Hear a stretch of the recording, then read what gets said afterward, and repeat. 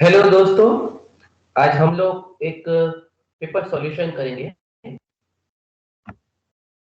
DC circuit में जो पहले की पुरानी पेपर स्टाइल थी, उसमें जो क्वेश्चन का पैटर्न था और नई पेपर स्टाइल है उसमें जो क्वेश्चन का जो पेपर स्टाइल है वो डिफरेंट है।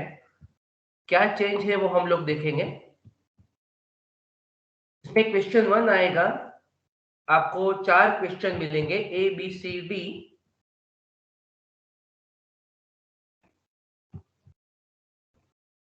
टोटल 14 मार्क का क्वेश्चन है। ए 3 मार्क का, बी 4 मार्क के लिए और सी में आपको ऑप्शन मिलेगा 7 मार्क की और में 7 मार्क का।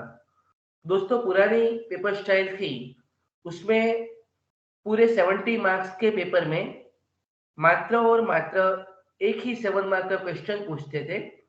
यहाँ पे आपको 7 मार्क के 5 क्वेश्चन के आंसर लिखने हैं। तो क्वेश्चन वन हो गया।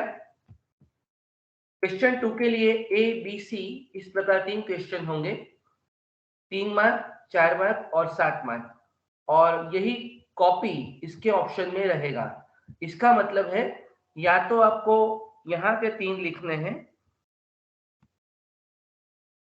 या तो आपको यहाँ के 3 लिखने हैं, या तो आपको यहाँ के 3 लिखने हैं। आपको ऐसा बिल्कुल नहीं करना है कि ये क्वेश्चन ए लिख दिया, ये बी लिख दिया और ये सी लिख दिया, तो आपको लॉस होगा। तो इसका मतलब आपको 3 की पेयर में या तो ये 3 लिख लीजिए या तो ये 3 लिख लीजिए। इस प्रकार आपको काम करना होगा। क्वेश्चन थ्री है वो भी सेम रहेगा, क्वेश्चन फोर भी सेम रहेगा, क्वेश्चन फाइव भी सेम रहेगा। तो दोस्तों जो पहले पुरानी पेपर स्टाइल में 2 मार्क्स के क्वेश्चन होते थे वो यहाँ पे आपको नहीं मिलेंगे। यहाँ पे आपको 7 मार्क के 1, 2, 3, 4 और 5 क्वेश्चन के आंसर लिखने हैं। 3 मार्क के 5, 4 मार्क के 5 और 7 मार्क के 5। इसी प्रकार आपका 70 मार्क्स का क्वेश्चन रहेगा। तो इसमें आपको क्या ध्यान रखना है वो हम लोग between the solution, between the discussion हम लोग देखते हैं। तो शुरू करते हैं दोस्तों। क्वेश्चन वन है, ए है define conductor, insulator and semiconductor. इसका मतलब आपको कंडक्टर, इंसुलेटर और सेमीकंडक्टर कंडक्टर का डेफिनेशन देना है। तो दोस्तों आपको ये पता होना चाहिए, conductor that means the material which allows the current through it, semiconductor the materials which allows the current after certain opposition at the certain voltage level। और इंसुलेटर के लिए आप कहेंगे कि वो कंडक्टर को अलाउ नहीं करेगा, उसमें से आप कंडक्ट नहीं कर सकते, करंट को एक टर्मिनल से दूसरे टर्मिनल पे आप यूज कर नहीं सकते, वहां पे लोड कनेक्ट नहीं कर पाओगे। तो डेफिनेशन हम कुछ इस प्रकार देंगे, the material through which current flows easily is called conductor. वो मटेरियल जिसमें से करंट आपका इजीली पास हो सकता है और आप लोड भी कनेक्ट कर सकते हो, उसको हम कंडक्टर कहेंगे। जैसे कि हम लोग रेगुलर लाइफ में हम लोग कॉपर यूज करते हैं, एल्यूमिनियम यूज करते हैं, उसको हम कंडक्टर कहेंगे। सेमीकंडक्टर की बात करें तो the material through which current is not passed easily is called semiconductor. Current is passing after applying certain voltage level. इसका मतलब है एक वोल्टेज लेवल देने के बाद अगर कंडक्टर में से करंट पास आता है, एक वोल्टेज लेवल तक जीरो करंट पास होगा, after certain voltage level there will be certain amount of current, that is called semiconductor, जो सिलिकॉन और जर्मेनियम रहेंगे। इंसुलेटर है, किसी भी प्रकार आप उसको करंट के कंडक्टर की तरह यूज नहीं कर पाओगे, आप उसका वायर नहीं बना पाओगे, तो उसको हम इंसुलेटर कहेंगे। तो ऐसा मटेरियल के जहां से कंडक्टर पास नहीं हो सकता है तो उसको हम इंसुलेटर कहेंगे। हमारे सारे जो वायर्स के ऊपर के लेयर होते हैं वो इंसुलेटर लेयर है। पीवीसी ले लो या जाड़े जो केबल आते हैं पावर सप्लाई के, जो मीटर के पास लगते हैं, जो इंडस्ट्री में यूज होते हैं, वो इंसुलेटर जो ऊपर का लेयर होता है वो हैवी इंसुलेटर होता है। तो इंसुलेटर का एग्जांपल है रबर, पोर्सिलिन और वुड। तो ये दोस्तों 3 मार्क के लिए क्वेश्चन हुआ, आपको डिफाइन करना है। इससे बेहतर कुछ भी नहीं हो सकता कि आपको तीनों मटेरियल के सिर्फ डेफिनेशन देनी है, लेकिन आप एग्जांपल भी दोगे तो it will assure your 3 marks, अब 3 मार्क के लिए आपका अश्योरेंस हो जाएगा। क्वेश्चन 1 है right effect of temperature on resistance. अभी यहाँ पे आपको मटेरियल नहीं दिया गया है, बेसिकली आपको यहाँ पे डिफरेंट टाइप के मटेरियल के टेम्परेचर पे क्या इफेक्ट होता है, टेम्परेचर से मटेरियल में कैसे करंट पास करते हैं, या उसका रेजिस्टेंस पे कैसे इफेक्ट होता है, वो आपको बताना है। 4 मार्क्स के लिए है दोस्तों। तो यहाँ पे एक छोटा सा डायग्राम भी आएगा, तो हम देखेंगे यहाँ पे मेटल पे क्या इफेक्ट होता है, प्योर मेटल पे, अलॉयज पे जो मिश्रित धातु कहते हैं जिन्हें हम, और थर्ड वन इंसुलेटर पे क्या इफेक्ट होता है, और सेमीकंडक्टर पे क्या इफेक्ट होता है। तो प्योर मेटल के लिए दोस्तों फ्री इलेक्ट्रॉन अवेलेबल होते हैं, इसीलिए वो मेटल है, और वहां पे प्योर मेटल है लोअर टेम्परेचर पे स्टेबल रहते हैं, उसके आयन है वो स्टेबल रहते हैं, और विथ इंक्रीज इन टेम्परेचर उसको एनर्जी मिलता है। इसी वजह से क्या होगा, वो काइनेटिक एनर्जी प्रोड्यूस होगी, और वहां पे करंट पास होगा। तो इसका मतलब ये मेटल होंगे, यहाँ पे टेम्परेचर बढ़ेगा तो इलेक्ट्रॉन का ऑसिलेशन बढ़ेगा, और वहां पे रेजिस्टेंस बढ़ेगा। तो this metals like copper, aluminium etcetera will have positive temperature coefficient. Temperature coefficient कई बार आपको पूछते हैं, टेम्परेचर का कोई भी मटेरियल पे क्या इफेक्ट होता है, वो जो पैरामीटर है उसको इवेल्यूट करने का, उसको समझने का, उसको टेम्परेचर कोफिशिएंट कहा जाता है। अगर टेम्परेचर बढ़ेगा मेटल में तो उसका रेजिस्टेंस बढ़ेगा, तो दैट मीन्स ये इफेक्ट को हम लोग पॉजिटिव कहते हैं, पॉजिटिव टेम्परेचर कोफिशिएंट। तो इसका ग्राफ ऐसे होगा दोस्तों, टेम्परेचर और रेजिस्टर में जैसे टेम्परेचर बढ़ता है इसका रेजिस्टेंस बढ़ता है। सेकंड है हमारा अलॉयस। अलॉयस में दोस्तों जिससे कि आप दो अलग अलग कंडक्टर ले लो, उसको मिक्स कर लो, दो मेटल ले लो, दो मटेरियल ले लो, उसको मिक्स कर लो। तो दो मेटल्स को हम लोग यहाँ पे मिक्स करते हैं, या ऐसे अवेलेबल फ्रीली भी कई बार होते हैं एटमॉस्फेयर में, तो मिक्स प्रॉपर्टी वहां पे ऑब्जर्व होती है। Resistance increase with temperature, temperature बढ़ती है तो रेजिस्टेंस बढ़ता है, लेकिन यहाँ पे ये जो बढ़ोतरी होती है, ये जो इंक्रीज होता है, वो मेटल से कम होता है। तो ये क्या होगा, यूरेका जो कॉपर और निकल का मिश्रित धातु है, कॉपर मैंगनीज और निकल का मैंगनीज जो कहते हैं, वो है मिश्रित धातु है। तो यहाँ पे हमारा जो रेजिस्टेंस है जो मेटल में यहाँ आता था, तो यहाँ से उससे थोड़ा सा कम ऑब्जर्वेशन होगा, तो ये आपका अलॉयस हुआ। इसका मतलब अलॉयस का भी पॉजिटिव टेम्परेचर कोफिशिएंट रहेगा, लेकिन at the certain difference to metal, metal से थोड़ा सा कम। इंसुलेटर की बात करते हैं दोस्तों। Ideally there are no free electron, एक वोल्टेज लेवल से कम अगर वोल्टेज लेवल आप उसको दोगे तो वहां पे कोई भी फ्री इलेक्ट्रॉन नहीं मिलेगा आपको, तो दैट मीन्स वो करंट का कंडक्टेंस नहीं करेगा। लेकिन आप वहां पे एक दे दोगे एक वोल्टेज लेवल, उसके बाद में रेजिस्टेंस रिड्यूस होगा उसका। तो यहाँ पे क्या है, रेजिस्टेंस है, टेम्परेचर है, तो यहाँ देखो ये आपका मेटल है, ये आपका अलॉयस है, तो ये आपका आएगा इंसुलेटर है। इंसुलेटर का एग्जांपल हमको पता है, तो ये है इंसुलेटर। तो दोस्तों ये ग्राफ प्लॉट करना है। और सेमीकंडक्टर का लेते हैं। सेमीकंडक्टर दोस्तों तीनों से डिफरेंट थोड़ा है, बहुत ही फ्री इलेक्ट्रॉन, इसको पता है आपको, आउटर ऑर्बिट में 4 इलेक्ट्रॉन्स अवेलेबल होते हैं सेमीकंडक्टर में। सिलिकॉन ले लो, जर्मेनियम ले लो। तो विद इंक्रीज इन टेम्परेचर वहां पे फ्यू मोर इलेक्ट्रॉन अवेलेबल होंगे, तो वहां पे वो बाहर निकल के आएंगे। तो आफ्टर सर्टेन लेवल उसका जो टेम्परेचर बढ़ेगा, उसका रेजिस्टेंस भी साथ में बढ़ेगा, तो उसको हम नेगेटिव टेम्परेचर कोएफिशिएंट कहेंगे। तो there will be observable reduction in resistance with temperature, जिससे टेम्परेचर बढ़ता है उसका ऑब्जर्वेबल रिडक्शन यहाँ पे दिखेगा। देखिए आप यहाँ पे ग्राफ, टेम्परेचर बढ़ता है तो वहां पे रेजिस्टेंस उसका कम होता है, फिर एक आफ्टर द सर्टेन वोल्टेज वो जल जाएगा, और या फिर अगर आप इतना हाई वोल्टेज नहीं दोगे तो वो नॉर्मल कंडक्शन करेगा। ठीक है, तो ये जो टेम्परेचर है वो क्या होता है, यहाँ पे टेम्परेचर बढ़ता है, ऐसे रेजिस्टेंस कम होता है। तो ये दोस्तों हुआ नेगेटिव टेम्परेचर कोएफिशिएंट। दोस्तों हमने यहाँ पे देखा मेटल अलॉयज और इंसुलेटर और सेमीकंडक्टर। तो दोस्तों आपको ये याद रखना है। तो ये 4 मार्क के लिए क्वेश्चन था दोस्तों। अभी यहाँ पे 7 मार्क्स के लिए देखते हैं दोस्तों। ये हमारा 7 मार्क्स का आंसर है। ये जो आंसर आएगा हमारा 7 मार्क्स के लिए आएगा। तो 7 मार्क्स के लिए बहुत ही इंपॉर्टेंट क्वेश्चन है ये। Apply Kirchhoff's voltage law with suitable example. दोस्तों पहले क्या होता था कि 4 मार्क्स में एग्जांपल पूछते थे तो बच्चे उसको छोड़ देते थे। यहाँ पे क्या होगा, आपको ये थियरी याद करनी है, वो भी उसके सैंपल एग्जांपल के साथ में। आपको अपनी तरह से छोटा सा किरचॉफ वोल्टेज लॉ का एग्जांपल पसंद करना है और उससे लिखना है। आपके ऊपर है आप कौन सा एग्जाम्पल पसंद करते हैं, लेकिन एक सैंपल एग्जाम्पल आपको याद रखना होगा तो आपके लिए समझना इजी हो जाएगा और यहाँ पे लिखना भी आपके लिए इजी हो जाएगा। किरचॉफ वोल्टेज लॉ की बात करें, Kirchhoff law are applied to calculate performance parameter of the circuit. क्या यूज होता है, एक्सप्लेन करना है दोस्तों। 7 मार्क्स दैट मींस बहुत बड़ी चीज होती है। तो 7 मार्क्स का आपका एक्सप्लेनेशन भी आएगा, कुछ डायग्राम भी आएंगे और कुछ न्यूमेरिकल्स भी उसमें आपको लिखना होगा कुछ क्वेश्चंस में।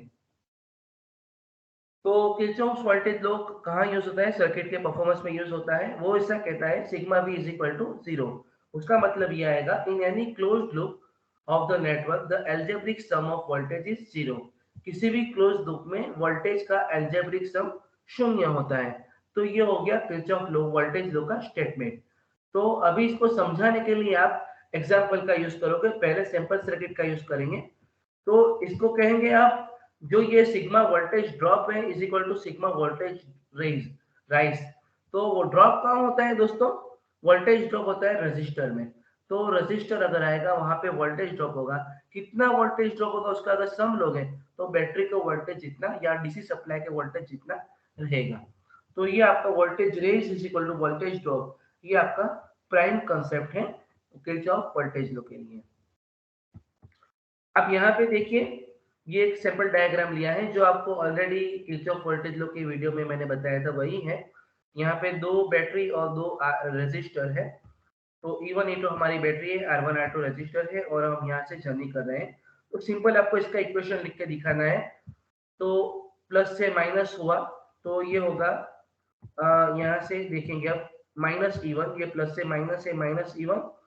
रजिस्टर पे वोल्टेज ड्रॉप होता है तो माइनस I1 R1, क्योंकि V1 is equal to minus I1 R1। और यहाँ पे माइनस से प्लस जा रहे हो तो यहाँ पे आएगा प्लस E2। और यहाँ से आपकी जो यहाँ पे डिसाइडेड है, ये जो आपका एरो दिया हुआ है, इस एरो की वजह से यहाँ पे प्लस आएगा। अगर एरो नहीं दिया गया है, आप एक डायरेक्शन लेके इसी प्रकार लिख सकते हो। तो ये हो जाएगा प्लस I2 R2। तो इस प्रकार आप ये इक्वेशन को लिख सकते हो। तो ये आपका एक्सप्लेनेशन हुआ। अभी एग्जांपल है तो इसको आपको शॉर्ट में एक एग्जांपल देना होगा कि let us calculate current supply the battery by Kirchhoff voltage law. तो ये मैंने बहुत ही यहाँ पे दोस्तों आपकी अंडरस्टैंडिंग के लिए और आपकी सरलता के लिए यहाँ पे मैंने सिंपल एग्जांपल दिया है। प्लस 6 वोल्ट सप्लाई है और यहाँ पे 3 रजिस्टर है। तो केवीएल की मदद से यहाँ से कितना करंट पास होगा वो हमको देखना है। सबसे पहले आपको किरचॉफ वोल्टेज लॉ का इक्वेशन लिखते आना चाहिए दोस्तों।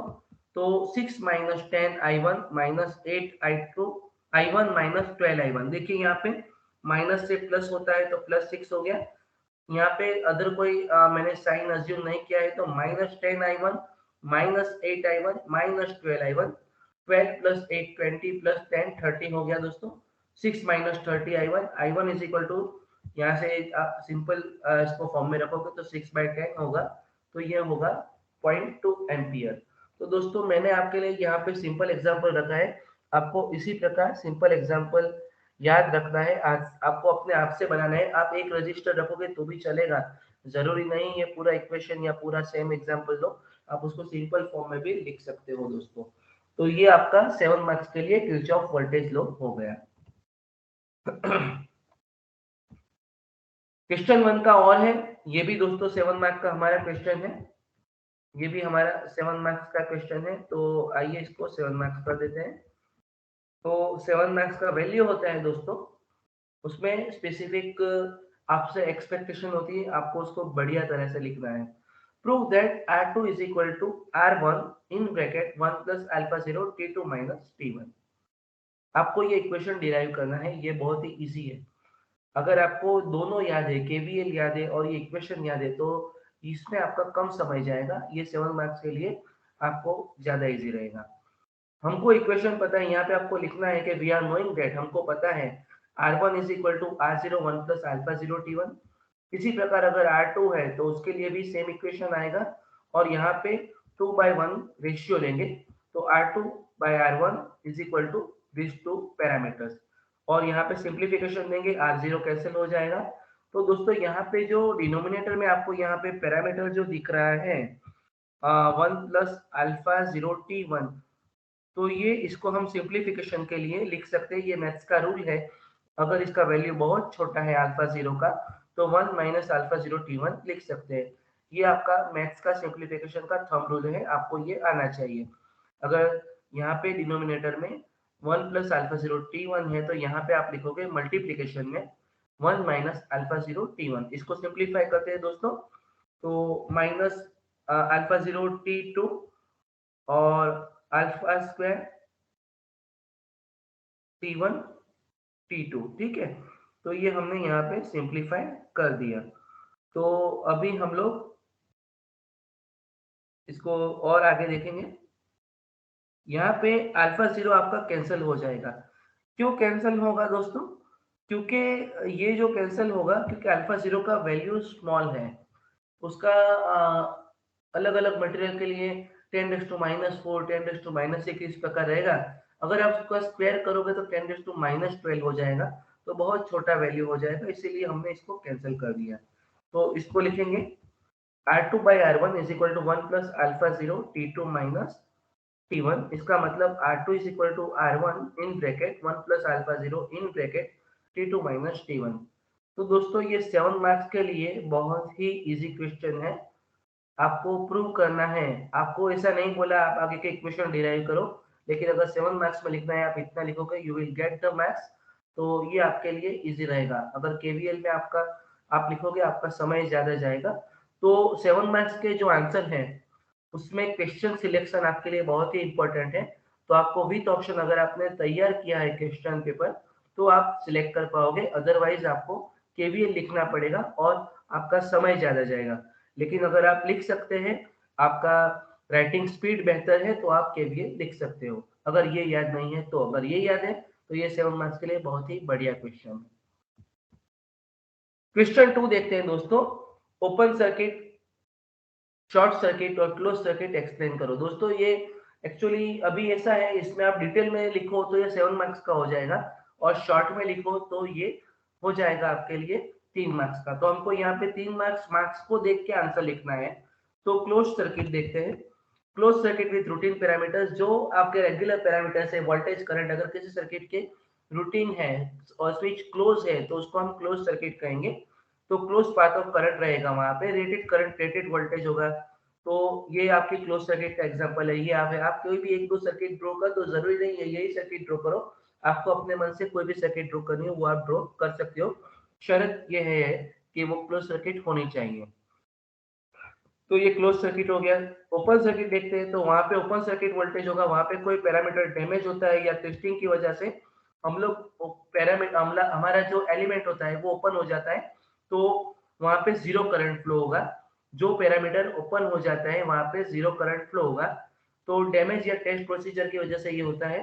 तो ये देखिए यहाँ पे ये ओपन सर्किट वोल्टेज आपको इस दो टर्मिनल के बीच में मिलेगा। अगर आपने यहाँ पे लोड कनेक्ट कर दिया तो ये क्लोज हो जाएगा, और लोड नहीं कनेक्ट किया तो ये ओपन रहेगा। इसी प्रकार आप अपनी तरह से एक दो डायग्राम बता सकते हो। ये हुआ ओपन सर्किट। शॉर्ट सर्किट माने किसी एलिमेंट का बाईपास हो जाना, तो वहां पे जीरो वोल्टेज मिलेगा, क्योंकि करंट होगा वो लिंक में से पास होगा, और करंट एलिमेंट में से जो शॉर्ट हो गया उसी में से पास इसी प्रकार होगा कि वो बाईपास हो जाएगा, उसमें से रेगुलर जो हमारा करंट फ्लो होता है वो नहीं होगा। तो डैमेज या टेस्ट प्रोसीजर की वजह से हम शॉर्ट सर्किट कई बार होता है, हम लोग चेक करने के लिए भी शॉर्ट सर्किट टेस्ट करते हैं।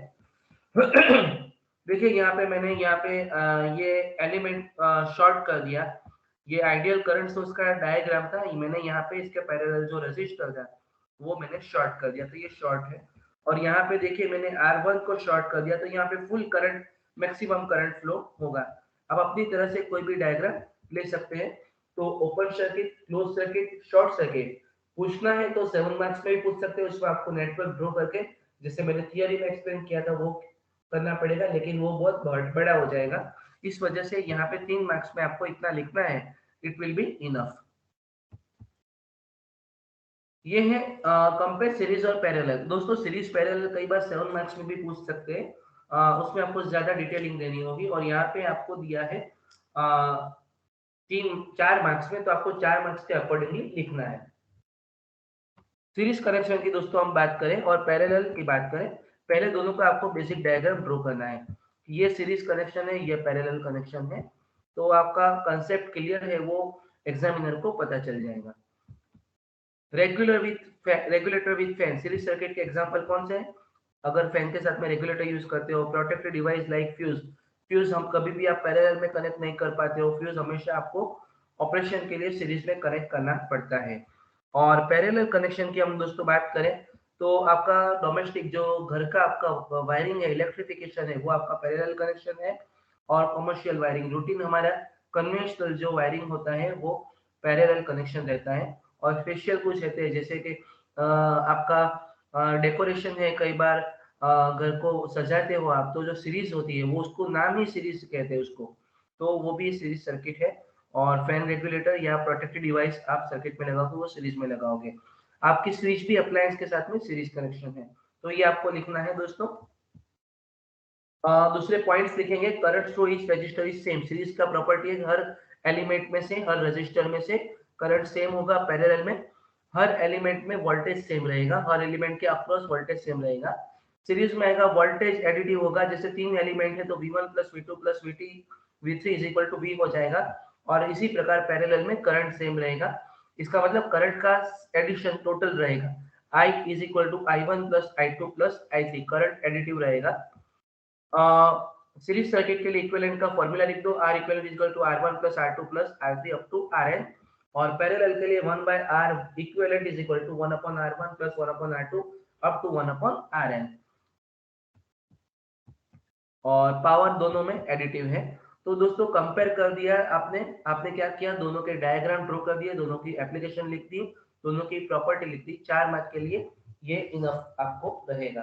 तो दोस्तों 4 मार्क के लिए बहुत बढ़िया क्वेश्चन है ये। आगे देखते हैं। तो आपने ये, अगर आपको पॉइंट याद आता है तो आपके लिए यहाँ पे एक और पॉइंट कर दो, damage of one register will stop the working of the circuit. अगर से ये एलिमेंट डैमेज हो गया तो यहाँ से कोई करंट फ्लो नहीं होगा। और यहाँ पे अगर डैमेज होता है किसी भी एक एलिमेंट का, मान लीजिए R1 अगर यहाँ पे खराब हो जाता है, तो R2 R3 को उसका कोई इफेक्ट नहीं होगा। तो ये आपका सीरीज पैरेलल का कंपैरिजन हो गया। Explain mesh analysis using suitable example. देखिए दोस्तों वापिस 7 मार्क्स का क्वेश्चन आया, मैश मेथड। तो मैश हम इसको कहते हैं किसी भी नेटवर्क की छोटे से छोटी लूप जिसको हम फर्दर लूप में डिवाइड नहीं कर सकते, उसको मैश कहते हैं। तो दोस्तों आइए देखते हैं, हम यहाँ पे किरचॉफ वोल्टेज लॉ अप्लाई करते हैं। मैश एनालिसिस में आप लिखोगे ऐसा कि मैश एनालिसिस में बेसिकली सिंप्लीफिकेशन के लिए हम लोग किरचॉफ वोल्टेज लॉ यूज करते हैं, और उसको मैक्सवेल लूप करंट मेथड भी कई बार कहा जाता है। और इक्वेशन है, जितने अननोन पैरामीटर है इतने इक्वेशन यहाँ पे होंगे। जनरली ये मैथ्स का फंडामेंटल है, ये कोई नई बात नहीं है। आपके जितने अननोन आएंगे इतने इक्वेशन आएंगे। एक एग्जांपल ट्राई करते हैं, क्योंकि एक्सप्लेन करना है तो आपको एग्जांपल ही लिखना पड़ेगा। ठीक है, तो calculate current supply by the battery E1 for the network. तो ये एक नेटवर्क है, आपको इस प्रकार ये नेटवर्क याद रखना है। यहाँ पे आपको दो ड्रॉ करोगे तो बेटर है, ये सेम सर्किट आप अगर ड्रॉ कर पाते हो तो बेहतर है, अगर नहीं है तो आप कोई सिंपल सर्किट अपनी तरह से बुक में से आप एग्जांपल ले सकते हो जो आपको इससे इजी लगे। यहाँ पे हमको दो मैश दिखती है दोस्तों, ABEFA और दूसरी है BCDEB। तो दोनों मैश है, दोनों मैश के लिए हमको इक्वेशन लिखने और सॉल्यूशन करना है। दोस्तों बहुत ही सिंपल चीज है, इसमें कोई इतना रॉकेट साइंस नहीं है। आपको केवीएल ही अप्लाई करना है। आपको क्या करना है, किरचॉफ वोल्टेज लॉ ही अप्लाई करना है। आपको केवीएल के इक्वेशन लिखने आने चाहिए। तो देखते हैं दोस्तों, शुरू करते हैं। I1 I2 हमारे दो करंट हो गए, तो लूप 1 कहेंगे। मेश 1 कह दो तो भी सही है, लूप 1 कहो तो भी कोई दिक्कत नहीं है। तो इक्वेशन क्या आएगा दोस्तों, देखिए माइनस से plus, plus 6 minus 10I1 minus 8I1 minus I2। आप जिस लूप को रेफरेंस में ले रहे हो उसको प्लस लेने का, दूसरे को माइनस लेने का, और माइनस 12I1। तो ये हो गया आपका 6 minus 10I1 minus 8I1 minus I2 minus 12I1। Simplify अगर करोगे तो minus 30I1 plus 8I2 is equal to minus 6, और सिंप्लीफाई करोगे 30I1 minus 8I2 is equal to 6। तो ये सिंपल हो गया। यहाँ पे आपको कोई कैल्सी नहीं वापस यूज करना है दोस्तों, ये बहुत ही इजी है।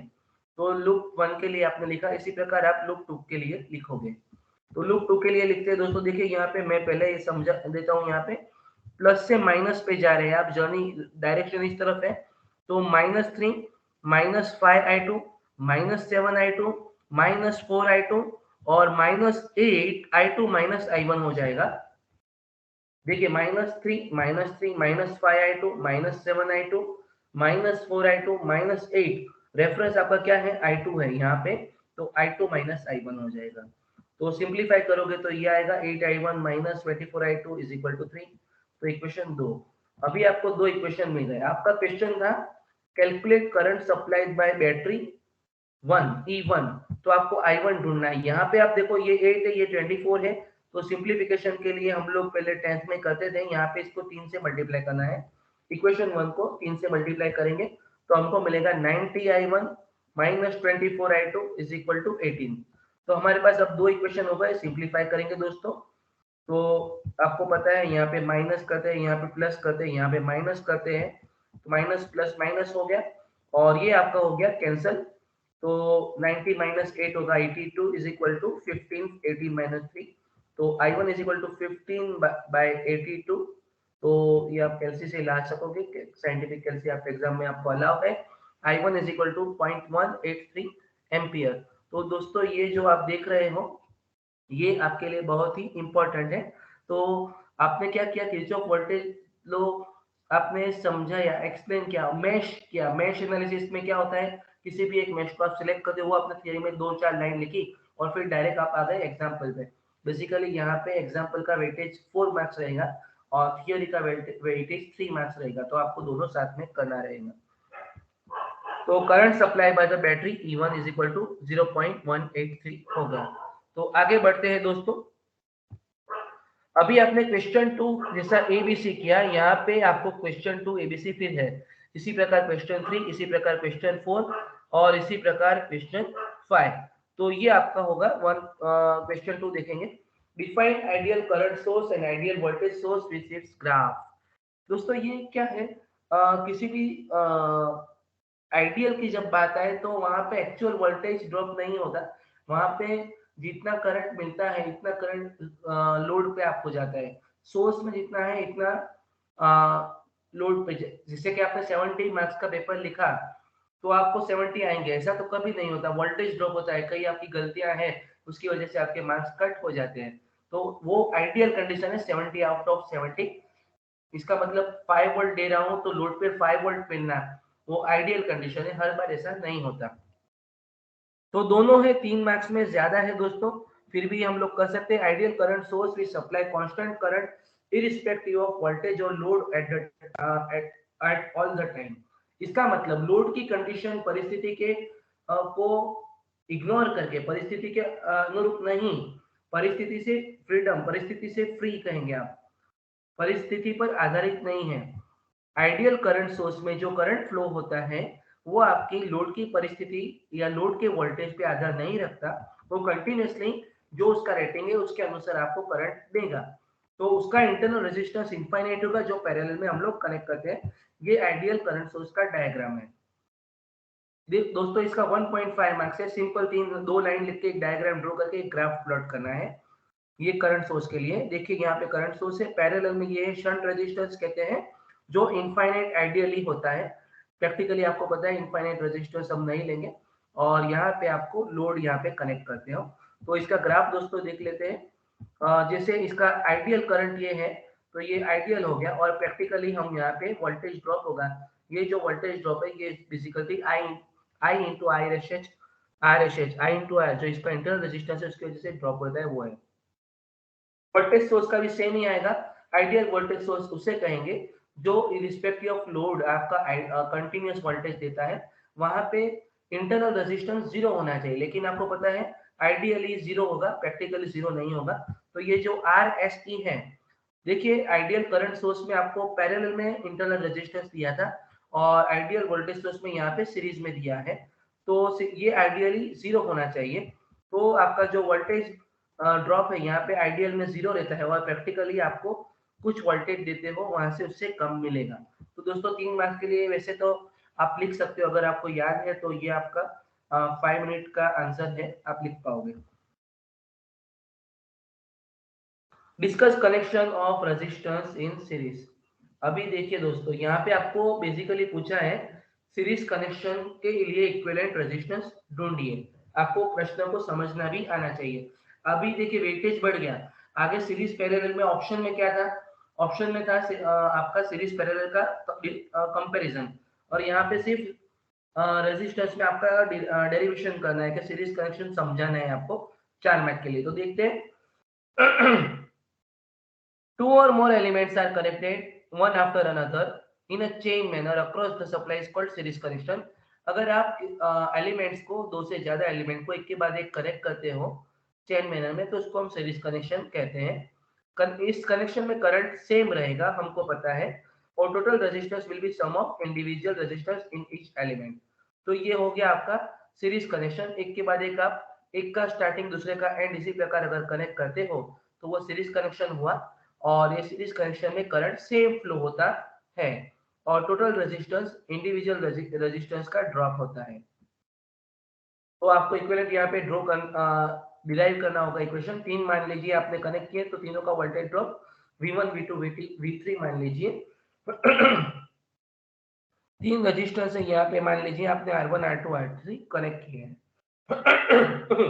सॉरी, तो हमारा वोल्टेज है वो एडिटिव है, तो V क्या होगा, हम इक्विवेलेंट अगर कनेक्ट करेंगे तो एक वोल्टेज सोर्स आएगा और यहाँ पे हम लिखेंगे R equivalent is equal to R1 plus R2 plus R3। तो आप ये डिराइव भी कर सकते हो और इसे लिख भी सकते हो। डिराइव करोगे तो भी कुछ ज्यादा नहीं है, V is equal to V1 plus V2 plus V3 और इसका I into R1 R2 IR2 I करोगे तो ये इक्वेशन आ जाएगा। तो एन रेजिस्टेंस के लिए सीरीज कनेक्शन क्या हो जाएगा, R equivalent is equal to R1 plus R2 plus R3 up to Rn। तो सीरीज कनेक्शन में हमने क्या किया, पहले समझाया क्या सीरीज कनेक्शन है, उसका डायग्राम, फिर उसके फीचर्स लिख देते हैं। Equivalent resistance is sum of individual resistance, जो हमने सीरीज और पैरेलल के डिफरेंस में जो पॉइंट्स लिखे थे वो यहाँ वापस आपको लिखने हैं। तो ये 4 मार्क्स के लिए जस्टिफाइड आंसर है। यहाँ पे इक्विवेलेंट रेजिस्टेंस क्या, यहाँ पे सम होता है, जैसे कि आप 5 ओम 5 ओम सीरीज में कनेक्ट करते हो, इक्विवेलेंट आपका 10 ओम हो जाएगा। Current through each element is same, हर एलिमेंट में सेम करंट फ्लो होगा, वोल्टेज आपका एडिटिव रहेगा। Applied voltage is equal to sum of individual voltage drop. इसका मतलब अगर 3 एलिमेंट है, तीनों का वोल्टेज ड्रॉप अप्लाइड वोल्टेज जितना होगा, अगर आप सम लोगे तो V1 plus V2 plus V3 is equal to V होगा, पावर आपका एडिटिव रहेगा। तो P is equal to I square R1, देखिए करंट सेम है, P is equal to I square R1 plus I square R2, इसी प्रकार आप power का सम लोगे। तो दोस्तों सीरीज कनेक्शन आपको एक्सप्लेन करना था, आपने समझा सीरीज कनेक्शन क्या है, उसकी यूजेस क्या है और उसका इक्विवेलेंट का फॉर्मूला क्या है, उसके फीचर्स लिख दो। 4 मार्क्स के लिए मोर देन इनफ है। अगर आप लिखना चाहो तो यहाँ पे डेरिवेशन भी लिख सकते हो, सिर्फ 2 लाइन का डेरिवेशन है, तो यू कैन ऐड, तो आपके लिए वो एडेड फीचर हो जाएगा। लिमिटेशन देखिए हमने लिखी है वापस। देखिए आप ऐसा है कि 4 मार्क्स में आप एक जस्टिफाई लिखते हो, लेकिन यहाँ मैंने अंडरस्टैंडिंग के लिए लिख दिया है ज्यादा, जरूरी नहीं आप उसको लिखो। तो लिमिटेशन क्या है उसकी, एक एलिमेंट डैमेज हो जाएगा तो सर्किट बंद हो जाएगी। तो आप ये मैंने यहाँ पे लिखा है कि अगर यहाँ पे एक एलिमेंट डैमेज हो जाएगा तो पूरी सर्किट बंद हो जाएगी, और वोल्टेज आपको एडिटिव देना पड़ेगा। मान लीजिए 230 वोल्ट के दो सीरीज में कनेक्ट किए तो पावर आपका वोल्टेज होगा 460 वोल्ट। इसका मतलब वो प्रैक्टिकली फिजिबल नहीं है। हमारा 230 वोल्ट अगर सप्लाई आता है तो हम पैरेलल में कनेक्ट करेंगे एलिमेंट्स को सीरीज में। अगर 230 वोल्ट उसका रेटिंग है तो उसको सीरीज में नहीं कनेक्ट करेंगे, अदरवाइज उसको कम वोल्टेज मिलेगा। तो ये आपका हो गया लिमिटेशन हो गया। मैंने एप्लीकेशन भी लिख दिया दोस्तों। मैंने यहाँ पे 4 मार्क्स में कुछ ज्यादा लिखा है, आपको यहाँ से कुछ कुछ लिखना है, सारा लिखना जरूरी नहीं है। एप्लीकेशन है regulator with fan switch with appliance fitting decoration in series. तो ये आपका एप्लीकेशन हो गया। तो सीरीज कनेक्शन में आप क्या लिखोगे, सीरीज कनेक्शन क्या है, उसका फीचर्स क्या है, और उसमें इक्विवेलेंट रेजिस्टेंस कैसा होता है, डायग्राम के साथ में आप समझा सकते हो। अगर वक्त है तो आप एप्लीकेशन भी लिख सकते हो। 7 मार्क्स का एक आंसर आया, explain nodal analysis method using suitable example. देखिए आगे मेश एनालिसिस आएगा, उसके ऑप्शन में नोडल एनालिसिस। आपको यहाँ पे छूटने के लिए कोई ऑप्शन नहीं है, आप इतना समझ लीजिए। आपको हर एक थियरम विथ एग्जांपल, एक सैंपल एग्जांपल याद करना है। अगर आपने याद किया है तो आप लिख पाओगे, नहीं किया तो डायग्राम लिख के आप छोड़ दोगे तो आपको कुछ मार्क्स कम मिलेंगे। In this method based of forming equation of node voltage, बराबर नोड वोल्टेज के ऊपर डिपेंड करता है। इक्वेशन आपको लिखना है, यहाँ पे केसीएल यूज करेंगे। मेश एनालिसिस में हम लोग केवीएल यूज करते थे, नोड एनालिसिस में हम लोग केसीएल यूज करते हैं। तो अननोन वोल्टेज या अननोन करंट हम ढूंढ सकते हैं नोडल एनालिसिस से। तो आइए इसको समझने के लिए एग्जांपल, सुटेबल एग्जांपल, इसका मतलब आपको विथ अजम्पशन आपको पूरा थियरी, पूरा एग्जांपल पूरा याद करना है। तो एग्जांपल ट्राई करते हैं। तो आपको यहाँ पे एक बेसिक आप ये लिख सकते हो कि नोडल एनालिसिस का कांसेप्ट क्या है, कोई भी एलिमेंट है उसके दो टर्मिनल है, तो दो वोल्टेज यहाँ पे पोटेंशियल मिलेंगे, ये वीए हुआ, ये वीपी हुआ यहाँ का वोल्टेज। तो करंट कैसे पास होगा, करंट हम गिनेंगे I is equal to VA minus VB divided by R, क्योंकि हमको पता है करंट हमेशा higher voltage to lower voltage जाता है। तो यहाँ पे दोस्तों आप देखिए, higher voltage to lower voltage, तो VA minus VB upon R, basically V by R है, I is equal to V by R, हमको ओम्स लॉ पता है। तो यही कंसेप्ट हम लोग नोडल एनालिसिस में यूज करते हैं। तो अभी इसका एक सिंपल एग्जांपल देखते हैं। Calculate current supplied by the each battery. ये मैंने जो आगे थियरी की जो वीडियोस थी उससे बताया है, सेम एग्जांपल हम यहाँ पे रिपीट करेंगे। आपके दो बैटरी सोर्स है, आपको दोनों के थ्रू कितना करंट जाता है नोडल एनालिसिस से बताना है। तो सबसे पहले आपको नोड डिफाइन करना होगा। हमने तीनों के लिए बीच में कोई एलिमेंट नहीं है तो एक नोड डिफाइन कर दिया, नोड ए, उसका वोल्टेज आएगा वी ए। इक्वेशन लिखेंगे, देखिए 12, यहाँ पे ये ब्रांच देखिए 2 ओम वाली ब्रांच में यहाँ पे वोल्टेज है 12 वोल्ट और यहाँ पे हम कहेंगे वी ए।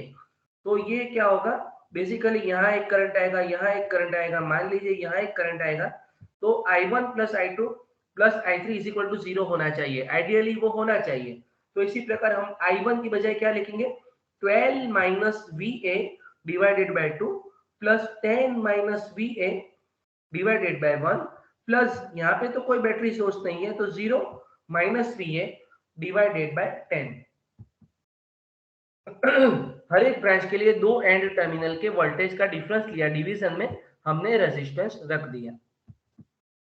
अभी आपको एलसीएम आना चाहिए इसका, 5 टू 10 होगा तो 5 multiply by this, 10 multiply by this, और यहाँ पे कुछ नहीं होगा। तो सिंप्लीफिकेशन करते हैं, 16 minus 5 V A plus 100 minus 10 V A minus V A, और सिंप्लीफाई करेंगे तो 160 minus 16 V A is equal to 0, और वी आपका आ जाएगा 10 वोल्ट। ये आपका वोल्टेज मिला, लेकिन आपका क्वेश्चन क्या है, current supply by the battery. अभी आप ऐसा इसको शॉर्ट कर सकते हो, find potential at V A using nodal analysis, यहाँ भी लिखोगे यहाँ तक भी तो भी आपको 7 मार्क्स मिल सकते हैं। जरूरी नहीं पीछे का पार्ट आप करो, लेकिन आपको ऐसा लिखने का कि calculate potential at point A. तो आपका इतना एग्जांपल हो गया, आपका नोडल एनालिसिस का एप्लीकेशन आ गया, दैट्स इनफ। लेकिन हमने यहाँ पे करंट किया है तो करंट का देखते हैं। 12 वोल्ट में क्या होगा, 12 वोल्ट में 12 minus V A divided by 2, V A हमारा 10 हो गया, 12 minus 10 divided by 2, 2 by 2 1 ampere हो गया।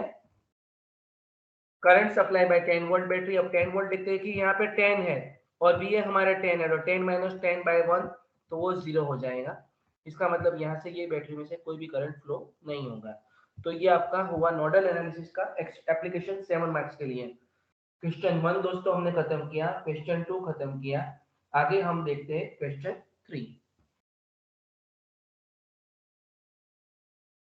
3 मार्क्स के लिए डिफाइन करना है नेटवर्क, लूप और ब्रांच। दोस्तों नेटवर्क के सारे जो टर्मिनोलॉजी है, लूप है, ब्रांच है, मैश है, नेटवर्क है, active network, passive network, active element, passive element, ये सारे जो टर्मिनोलॉजी है वो आपको याद होने चाहिए। उसकी डेफिनेशन आपको याद करनी है। अगर आपके नसीब अच्छे रहे तो वो पूरा आपको डेफिनेशन में पूछ सकते हैं 7 मार्क्स में, तो आपको वहां पे कैश मार्क्स मिलेंगे। नेटवर्क का डेफिनेशन है वेरियस इलेक्ट्रिकल एक्टिव और पैसिव एंड और पैसिव नेटवर्क, माने अकेला एक्टिव हो तो भी चले, एक्टिव अकेला पैसिव हो तो भी चले, और एक्टिव और पैसिव का कॉम्बिनेशन भी हो सकता है। Components and devices are connected is called electrical network. किसी भी जगह, किसी भी सर्किट में इलेक्ट्रिकल एक्टिव और पैसिव नेटवर्क को कनेक्ट किया जाए तो उसको हम कहेंगे नेटवर्क। ये पैसिव नेटवर्क है और ये पैसिव नेटवर्क है। ये मैंने पैसिव नेटवर्क का ही एग्जांपल लिया है, यहाँ पे आप एक्टिव नेटवर्क ड्रॉ कर सकते हो। तो नेटवर्क हो गया एक मार्क के लिए। लूप देखते हैं, any close path of the network is called loop. आप ऐसा भी कह सकते हो, any close path of the circuit is called loop. Network का क्लोज पाथ देखिए, यहाँ पे मैंने 2 बताना है मुझे, इसलिए मैंने बताया। तो ये देखिए, ये बड़ी लूप भी है। लूप और मेश में दोस्तों डिफरेंस ये है, मेश को हम फर्दर लूप में डिवाइड नहीं कर सकते। A B C D E F A ये लूप है, लेकिन ये मैश नहीं है। तो मैश कौन सी आएगी दोस्तों?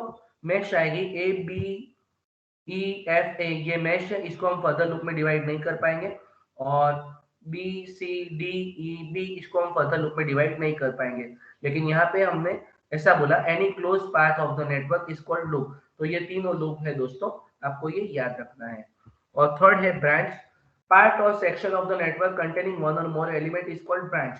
आपका नेटवर्क का वो हिस्सा जो जहाँ कोई एलिमेंट है उसको हम ब्रांच कहेंगे। तो देखिए यहाँ पे डिफरेंट ब्रांच है, ए बी ब्रांच है, बी ब्रांच है, तो ये आपकी सारी ब्रांच हो गई, बी सी है, सी डी है, ये सारी आपकी ब्रांच हो गई। ये ब्रांच नहीं है दोस्तों, ये आपकी लिंक कह सकते हैं। ये आपका कॉमन पोटेंशियल वाले पॉइंट आएंगे। यहाँ पे एफ ई और डी के वोल्टेज लेवल सेम रहेगा। तो इसी प्रकार आपका 3 डेफिनेशन है, तीनों में डायग्राम है। तो आपके लिए ये 3 मार्क्स के लिए बिल्कुल जस्टिफाइड क्वेश्चन है। तो दूसरा क्वेश्चन देखते हैं, explain maximum power transfer theorem. यहाँ पे सिर्फ थियरम एक्सप्लेन करना है, यहाँ पे आपको एग्जांपल नहीं देना है। To generate maximum power the load resistance must be equal to internal resistance of the source. इसको आप ऐसे भी लिख सकते हो, अगर किसी नेटवर्क में सोर्स का रेजिस्टेंस लोड रेजिस्टेंस जितना है तो उसको हम मैक्सिमम पावर ट्रांसफर कर सकते हैं। अगर सोर्स रेजिस्टेंस लोड रेजिस्टेंस जितना है तो वहां मैक्सिमम पावर ट्रांसफर होगा। तो समझते हैं दोस्तों, इसको एक्सप्लेन तो करना पड़ेगा। हाँ दोस्तों, सिर्फ लिखने से काम नहीं चलेगा। आप लिखोगे कि सोर्स का रेजिस्टेंस और लोड का रेजिस्टेंस सेम है तो वहां पे पावर ट्रांसफर मैक्सिमम होगा, लेकिन एक्सप्लेन करना है दोस्तों डायग्राम के साथ। एक वोल्टेज सोर्स है, एक इंटरनल रेजिस्टेंस है, उसका स्मॉल आर ले लेते हैं और ये सर्किट का कैपिटल आर लेते हैं, और यहाँ पे हमने ये जो हमारा है कैपिटल आर एल है। तो यहाँ पे R L is the load resistance है। तो हमको अगर इसको रिमूव करते हैं तो इंटरनल रेजिस्टेंस होगा R I is equal to small R plus capital R. और एज पर थियरम हमको क्या कहा जाता है, अगर ये लोड रेजिस्टेंस जितना है तो मैक्सिमम पावर ट्रांसफर होगा R I is equal to R L. अगर आर एल और ये दो का मिला के एक वैल्यू सेम होगा तभी मैक्सिमम पावर ट्रांसफर होगा। तो चेक करना है, ये आपको करना पड़ेगा। तो मैक्सिमम पावर ट्रांसफर थियरम अगर आपको एक्सप्लेन करना है तो आपको वेरीफाई करके बताना पड़ेगा। तो ये आपका आरएल है और लोड रेजिस्टेंस यहाँ पे, और ये इंटरनल रेजिस्टेंस आर है, ये सर्किट का रेजिस्टेंस कैपिटल आर है। तो इंटरनल रेजिस्टेंस होगा small R plus capital R. तो current in load will be, यहाँ पे लोड है, लोड का करंट क्या होगा, ये यहाँ पे आप देखोगे लोड का करंट, लोड करंट का इक्वेशन देखेंगे हम लोग। I is equal to V by RI plus RL। ठीक है, I is equal to V by RI plus RL। यहाँ पे सिंपल आपने समझो कि V बाय आर है, टोटल हमने ले लिया, आर आई माने आर प्लस आर एल, और ये आर प्लस आर और ये आर एल, ठीक है। तो पावर कंज्यूम हमारा होगा P is equal to I square R L. तो हमारा आई का वैल्यू हम लोग यहाँ पे रख देते हैं। और अगर अगर मान लीजिए ये मैक्सिमम आता है, और वो हम कैसे वेरीफाई करेंगे दोस्तों? उसको वेरीफाई करने के लिए हम पहले सिंप्लीफाई कर देते हैं। तो पीएल मैक्सिमम होने के लिए डीपीएल बाय डीआरएल जीरो होना चाहिए। इसका डेरिवेटिव जीरो है तो इसका वैल्यू मैक्सिमम है।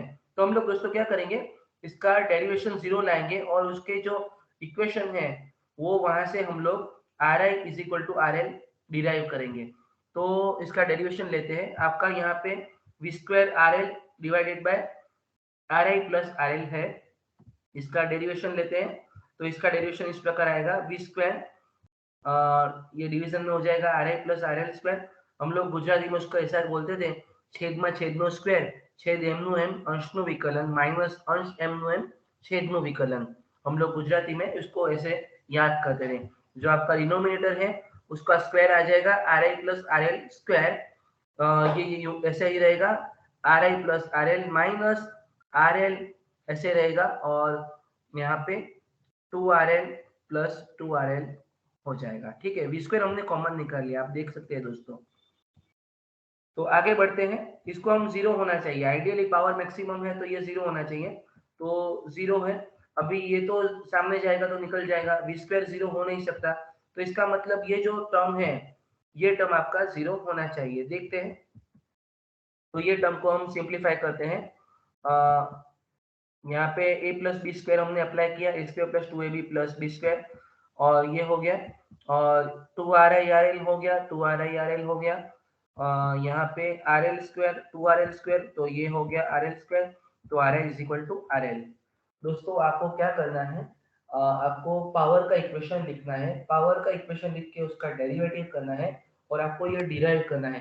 तो देखिए पावर का एक डेरिवेटिव जीरो आया इक्वेशन का, तो उसमें से हमने डिराइव किया R I is equal to R L. तो ये स्टेटमेंट प्रूवन हो गया कि अगर आपका इंटरनल रेजिस्टेंस लोड रेजिस्टेंस से सेम है, अगर सोर्स रेजिस्टेंस और लोड रेजिस्टेंस सेम है तो आपका पावर ट्रांसफर मैक्सिमम होगा। 4 मार्क के लिए बढ़िया क्वेश्चन है दोस्तों। आगे देखते हैं सुपरपोजिशन थ्योरम। सुपरपोजिशन थ्योरम दोस्तों बार बार पूछते हैं, लेकिन आपको एग्जांपल के साथ में आपको ये याद करना है, तो आपको प्रैक्टिस करोगे। मैं आपको इसको गोखने का नहीं कहता, जैसे हम बोलते बाय हार्ट आप नंबर्स याद कर लो, लेकिन अगर उसकी थियरी आपको याद है, अगर आपने एग्जांपल प्रैक्टिस किया है तो ये आप कर पाओगे। सुपरपोजिशन थ्योरम देख लेते हैं। In a linear bilateral network containing more than one energy source, current through or voltage across any element of the network is equal to sum of current by individual current source or voltage source individually when other sources are hidden behind their internal resistance। इसका मतलब किसी भी network में अगर एक से ज्यादा voltage source है तो किसी भी एलिमेंट में करंट कितना पास होगा, हर एलिमेंट के इंडिपेंडेंट एक्टिव होने से जो पास होगा उसका सम जो भी आएगा वो वैल्यू आपको मिलेगा। तो ये स्टेटमेंट आपको याद करना है। और यहाँ पे आप सिर्फ करंट सोर्स भी लिख सकते हो, सिर्फ वोल्टेज सोर्स भी लिख सकते हो, ऐसा कोई कंपल्सन नहीं है कि आपको करंट सोर्स ही लिखना है या वोल्टेज सोर्स ही लिखना है। तो calculate current flowing through 10 ohm resistance. यहाँ पे 10 ओम में कितना रेजिस्टेंस यूजिंग सुपरपोजिशन थ्योरम, ये एग्जांपल हमने क्लास में बताया था, तो यहाँ भी वही बताए थे। तो हमको 12 वोल्ट बैटरी से, यहाँ पे देखिए सुपरपोजिशन थ्योरम का ब्यूटी ये है, आपको हर स्टेप के लिए, ईच एंड एवरी स्टेप के लिए आपको डायग्राम ड्रॉ करना है, सिंप्लीफिकेशन डायग्राम का देना है। तो हमने यहाँ पे जैसे बोला कि 12 वोल्ट का सिर्फ वोल्टेज सोर्स करेंगे, तो इसका मतलब हुआ हमने 10 वोल्ट को यहाँ से निकाल दिया। हर एक स्टेप के लिए एक डायग्राम आएगा। तो अब देखिए 10 और 1 ओम पैरेलल हो गया, तो उसका सिंप्लीफिकेशन करेंगे हम लोग, तो इसका आएगा 0.909। तो अभी वापस देखिए ये हो गया 2 और इसके सीरीज में आ जाएगा ये दोनों का इक्विवेलेंट, इसका मतलब 0.909। तो वापस दूसरी डायग्राम ड्रॉ करनी है। Each and every step will have one diagram in superposition theorem। Okay, ये हो गया। अभी ये दोनों सीरीज में आ गए तो क्या होगा, सम होगा। तो 2 प्लस 0.909 तो ये हो गया। तो ये डायग्राम वापस मॉडिफाई हो गया। देखिए हर स्टेप के लिए मैं डायग्राम यूज करता हूँ, आपको सुपर पोजिशन में हर स्टेप में एक डायग्राम ड्रॉ करना है। तो ये करंट यहाँ पे 12 वोल्ट पे से करंट मिलेगा हमको। I12 is equal to 12 divided by 2.909 4.125, ये 12 वोल्ट का करंट मिला। अभी हम 10 वोल्ट कंसीडर करेंगे, ठीक है।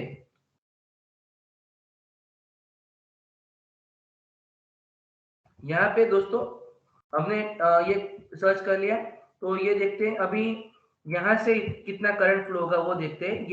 ये जो टोटल करंट आया है यहाँ से 4.125, इसकी वजह से यहाँ कितना करंट फ्लो होगा, क्योंकि हमारा क्वेश्चन क्या है, 10 ओम रजिस्टर में से कितना करंट टोटल फ्लो होगा वो बताओ। तो हमने क्या किया, 12 वोल्ट में से कितना करंट फ्लो होगा वो ढूंढना पड़ेगा। तो I1 is equal to I multiply by R2 divided by R1 plus R2। आपको ये याद रखना है, अगर यहाँ से करंट फ्लो होता है तो ये ब्रांच का करंट ढूंढना है, तो आपको ये रेजिस्टेंस की वैल्यू ऊपर रखनी पड़ेगी।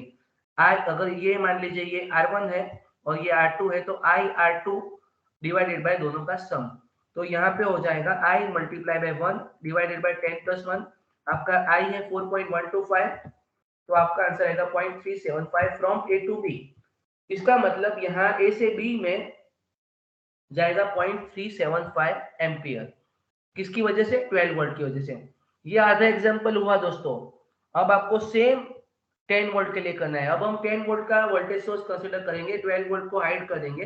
तो ये डायग्राम देखिए यहाँ पे 12 वोल्ट हाइड हो गया। अगर आपको एग्जांपल में ऐसा दिया है कि 12 वोल्ट का इंटरनल रेजिस्टेंस 1 ओम है, तो यहाँ आपको 1 ओम ड्रॉ करना होगा। जनरली ऐसा देते नहीं है, लेकिन देते हैं तो आपको पता चलना चाहिए। अभी इसको सिंप्लीफाई करेंगे दोस्तों। यहाँ पे 10 और 2 ओम दोनों पैरेलल दिख रहे हैं मुझे, तो इसको सिंप्लीफाई करेंगे। देखिए आप यहाँ पे दोनों का एंड टर्मिनल सेम है। आप अगर एनालॉजी देखोगे, आप देख के आपको ऐसा नहीं लगेगा, लेकिन पता चलना चाहिए कि यहाँ पे 10 और 2 पैरेलल है। तो इसका इक्विवेलेंट आएगा 1.667। वापस डायग्राम ड्रॉ करोगे तो ये आपको ऐसा देगा। हर एक स्टेप पे एक डायग्राम सुपरपोजिशन थ्योरम में बिल्कुल याद रखना है। तो दोनों सीरीज में आएंगे तो ये सीरीज का सम हो जाएगा। तो ये हो जाएगा, मैंने यहाँ पे लिखा नहीं है, लेकिन ये हो जाएगा 2.667। तो फाइनली हमको करंट मिलता है 10 डिवाइडेड बाय 2.667 3.75। इसका मतलब 10 वोल्ट में से करंट जाएगा 3.75 एम्पियर। तो उसको देखेंगे तो यहाँ पे इसकी वजह से यहाँ कितना करंट फ्लो होगा, तो I R two divide by I1 plus R2। यहाँ के लिए R2 हमारा ये हो जाएगा, तो I into R2 divide by R1 plus R2, और ये आपका सिंप्लीफिकेशन देगा 0.625 फ्रॉम A टू B। आपको दोस्तों दो करंट मिले, एक करंट मिला 12 वोल्ट के लिए 0.375 ampere A to B, A से B की तरफ, और दूसरा मिला आपको मिला यहाँ पे 0.625। तो दोनों करंट A से B है, तो दोनों का सम होगा। तो सम आपको मिलेगा I1 plus I2 0.375 plus 625 is equal to 1 ampere. तो दोस्तों सुपर पोजिशन थ्योरम 7 मार्क्स के लिए आपको एग्जाम्पल आना ही चाहिए। आपको इसको ऐसा नहीं, रट्टा नहीं लगाना है। आप अगर हाथ से भी गिनोगे, 2-3 बार प्रैक्टिस करोगे, आपको ऐसा एग्जाम्पल आ जाएगा। और ये मेरे हिसाब से सिंपल एग्जाम्पल है, तो आपको ये एग्जाम्पल प्रैक्टिस करना रहेगा। तो ये आपका हो गया क्वेश्चन 3 का 7 मार्क्स का। अभी क्वेश्चन 3 एबीसी देखते हैं। Explain active network passive network, बहुत ही बढ़िया क्वेश्चन है 3 मार्क के लिए। Electrical network with minimum 1 active network is called active network. अगर किसी भी इलेक्ट्रिकल नेटवर्क में मिनिमम एक एक्टिव एलिमेंट है तो उसको हम एक्टिव नेटवर्क कहेंगे। तो यहाँ पे ये हो गया, ये एक्टिव नेटवर्क है। यहाँ पे वोल्टेज सोर्स है, यहाँ पे करंट सोर्स है, और यहाँ पे भी वोल्टेज सोर्स है, ये एक्टिव नेटवर्क हो गया। Passive network, electrical network with no element active element is called active passive network. इसका मतलब किसी भी नेटवर्क में, किसी भी नेटवर्क में अगर एक भी एक्टिव एलिमेंट नहीं है तो उसको हम पैसिव इलेक्ट्रिकल नेटवर्क कहते हैं, पैसिव इलेक्ट्रिकल नेटवर्क। दोस्तों यहाँ पे आप देखते हो करेक्शन में बीच में कर लेता हूँ, क्योंकि कई बार क्या होता है कि हम लोग जब लिखते हैं तो कई टर्मिनोलॉजी लिखने में गलती हो जाती है। तो आपको पेपर में भी ध्यान रखना है, वहां पे आपको करेक्शन का चांस नहीं मिलेगा, अच्छे से रिपीट करने का चांस नहीं मिलेगा, तो आप अच्छे से लिखना। तो ये पैसिव नेटवर्क है जहाँ भी एक भी सोर्स नहीं है। देखिए यहाँ पे कोई भी वोल्टेज सोर्स या करंट सोर्स नहीं है, तो ये हो गया पैसिव नेटवर्क। ये डेल्टा कनेक्शन है, आपको पता ही होगा। ये पैसिव नेटवर्क है, यहाँ पे कोई वोल्टेज सोर्स करंट सोर्स नहीं है। आप एक ड्रॉ करोगे तो भी चलेगा, जरूरी नहीं 2-4 ड्रॉ करने हैं। तो ये 3 मार्क के लिए बहुत ही बढ़िया क्वेश्चन है। ये आपका मीटर्स हो गए और आरएलसी हो गया पैरेलल, यहाँ पे कोई सोर्स नहीं है तो ये भी पैसिव नेटवर्क हो गया। Okay, reciprocity theorem. दोस्तों डायरेक्टली सिलेबस में कहीं भी रेसिप्रोसिटी थ्योरम दिया नहीं है, लेकिन यहाँ पे लिखा हुआ है तो और ये दूसरी बार पूछा हुआ है, आपको लास्ट में भी था, तो आप रेसिप्रोसिटी थ्योरम कर लीजिए क्योंकि इतना डिफिकल्ट नहीं है। It helps to understand interchangeability of voltage source and current source. ये थियरम ऐसा कहता है, अगर किसी एक ब्रांच में वोल्टेज सोर्स है और दूसरी ब्रांच में रजिस्टर है, हम दोनों का लोकेशन इंटरचेंज करेंगे तो सेम करंट एलिमेंट में फ्लो होगा, दूसरा कुछ भी नहीं है। If current I flows in branch B due to voltage source in branch A, the same current will flow in branch A if we connect the same voltage source in branch B. इसका मतलब अगर branch B में कोई current flow होता है, कोई element है branch B में, कोई एलिमेंट है करंट फ्लो होता है ए के वोल्टेज सोर्स की वजह से, तो अगर मैं दोनों का लोकेशन इंटरचेंज कर दूं तो ब्रांच ए के में सेम करंट फ्लो होगा अगर मैं ब्रांच बी में वोल्टेज सोर्स रख दूं तो। सिंपल है। तो इसको हम समझते हैं ऐसे कि यहाँ पे वोल्टेज सोर्स मैंने रखा, आपको इसी प्रकार समझाना है। तो अगर मान लीजिए कि ये सेकंड ब्रांच है, ब्रांच भी यहाँ पे I1 होता है, तो मैं अगर दोनों का लोकेशन इंटरचेंज कर देता हूँ, यहाँ पे लोकेशन माने एलिमेंट नहीं, सिर्फ वोल्टेज सोर्स को मैंने चेंज किया, तो यहाँ पे सेम करंट फ्लो होगा। ओके, तो ये आपका कंसेप्ट है रेसिप्रोसिटी थ्योरम। इजी है, लेकिन इसका डायरेक्टली आपका करिकुलम में कहीं भी रेसिप्रोसिटी थ्योरम ऐसा वर्ड नहीं लिखा हुआ है, लेकिन आपको आना चाहिए। क्वेश्चन 3C देखते हैं। Explain the steps in finding current flowing through element of network using Norton.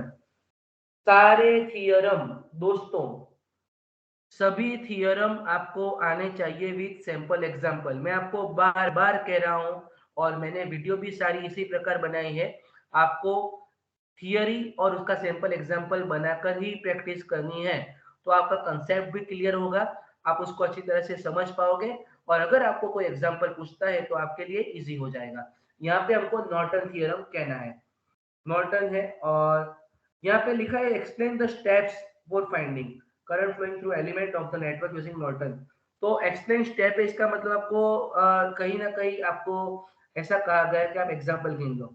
Norton theorem का स्टेटमेंट आपको इतना पड़ेगा, in any linear bilateral network containing several energy sources and resistors can be replaced by single current source. Norton में current source आएगा, Thevenin में voltage source आएगा, in parallel with single resistance across the load. इसका मतलब आप एक network में बहुत सारे वोल्टेज सोर्स है, बहुत सारे एलिमेंट है, तो उसको इक्विवेलेंट या आइडियल करंट सोर्स के फॉर्म में लिख सकते हो। आइडियल करंट सोर्स क्या है? एक करंट सोर्स, पैरेलल में एक रेजिस्टेंस, और बाद में आएगा वो सारा लोड आएगा। जो ब्रांच में करंट ढूंढना है उसको लोड कंसीडर कर लो, बाकी का सिंप्लीफिकेशन दे दो। ये इसका मेथड है। स्टेप देखते हैं दोस्तों, ये इसका आइडियल डायग्राम है, आइडियल करंट सोर्स का डायग्राम। तो देखते हैं दोस्तों, स्टेप क्या है? Short circuit the load resistance. आपको जहां पे करंट फाइंड करना है उसको आप आरएल कंसीडर कर दो और उसको शॉर्ट कर दो, और वहां पे short circuit current calculate current ISC passing from short circuit link, designate Norton equivalent current source.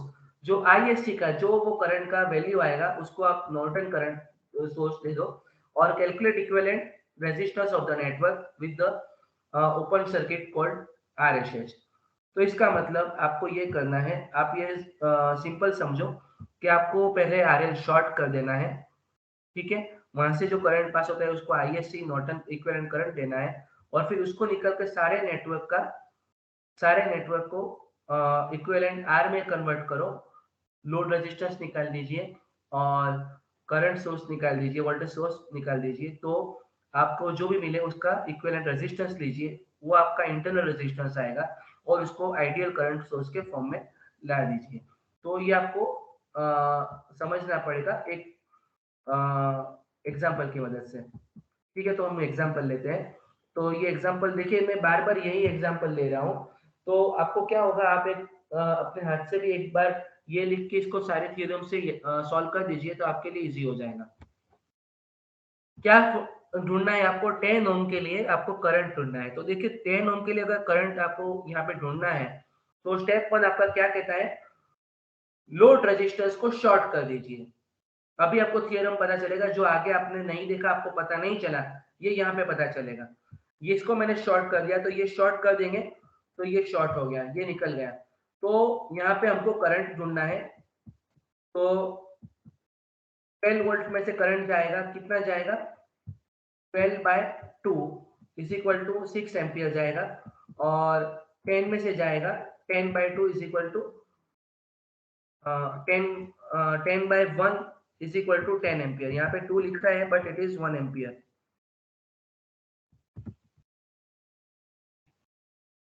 Answer सही है दोस्तों। देखिए मैं यहाँ पे ये पहले मैंने इसको शॉर्ट कर दिया ए बी को, क्योंकि वहां पे मेरे को फाइनल मेरा टारगेट है, वहां पे करंट ढूंढना है। ठीक है, तो यहाँ से करंट कितना आएगा?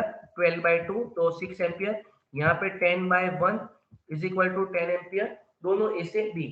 तो इसका मतलब हमारे को I1 I2 का सम आपको इक्विवेलेंट करंट सोर्स मिलेगा, तो वो होगा 16 एम्पियर। तो आधा प्रॉब्लम सॉल्व। आपको नॉर्टन इक्विवेलेंट करंट सोर्स मिल गया 16 एम्पीयर। आपने क्या किया?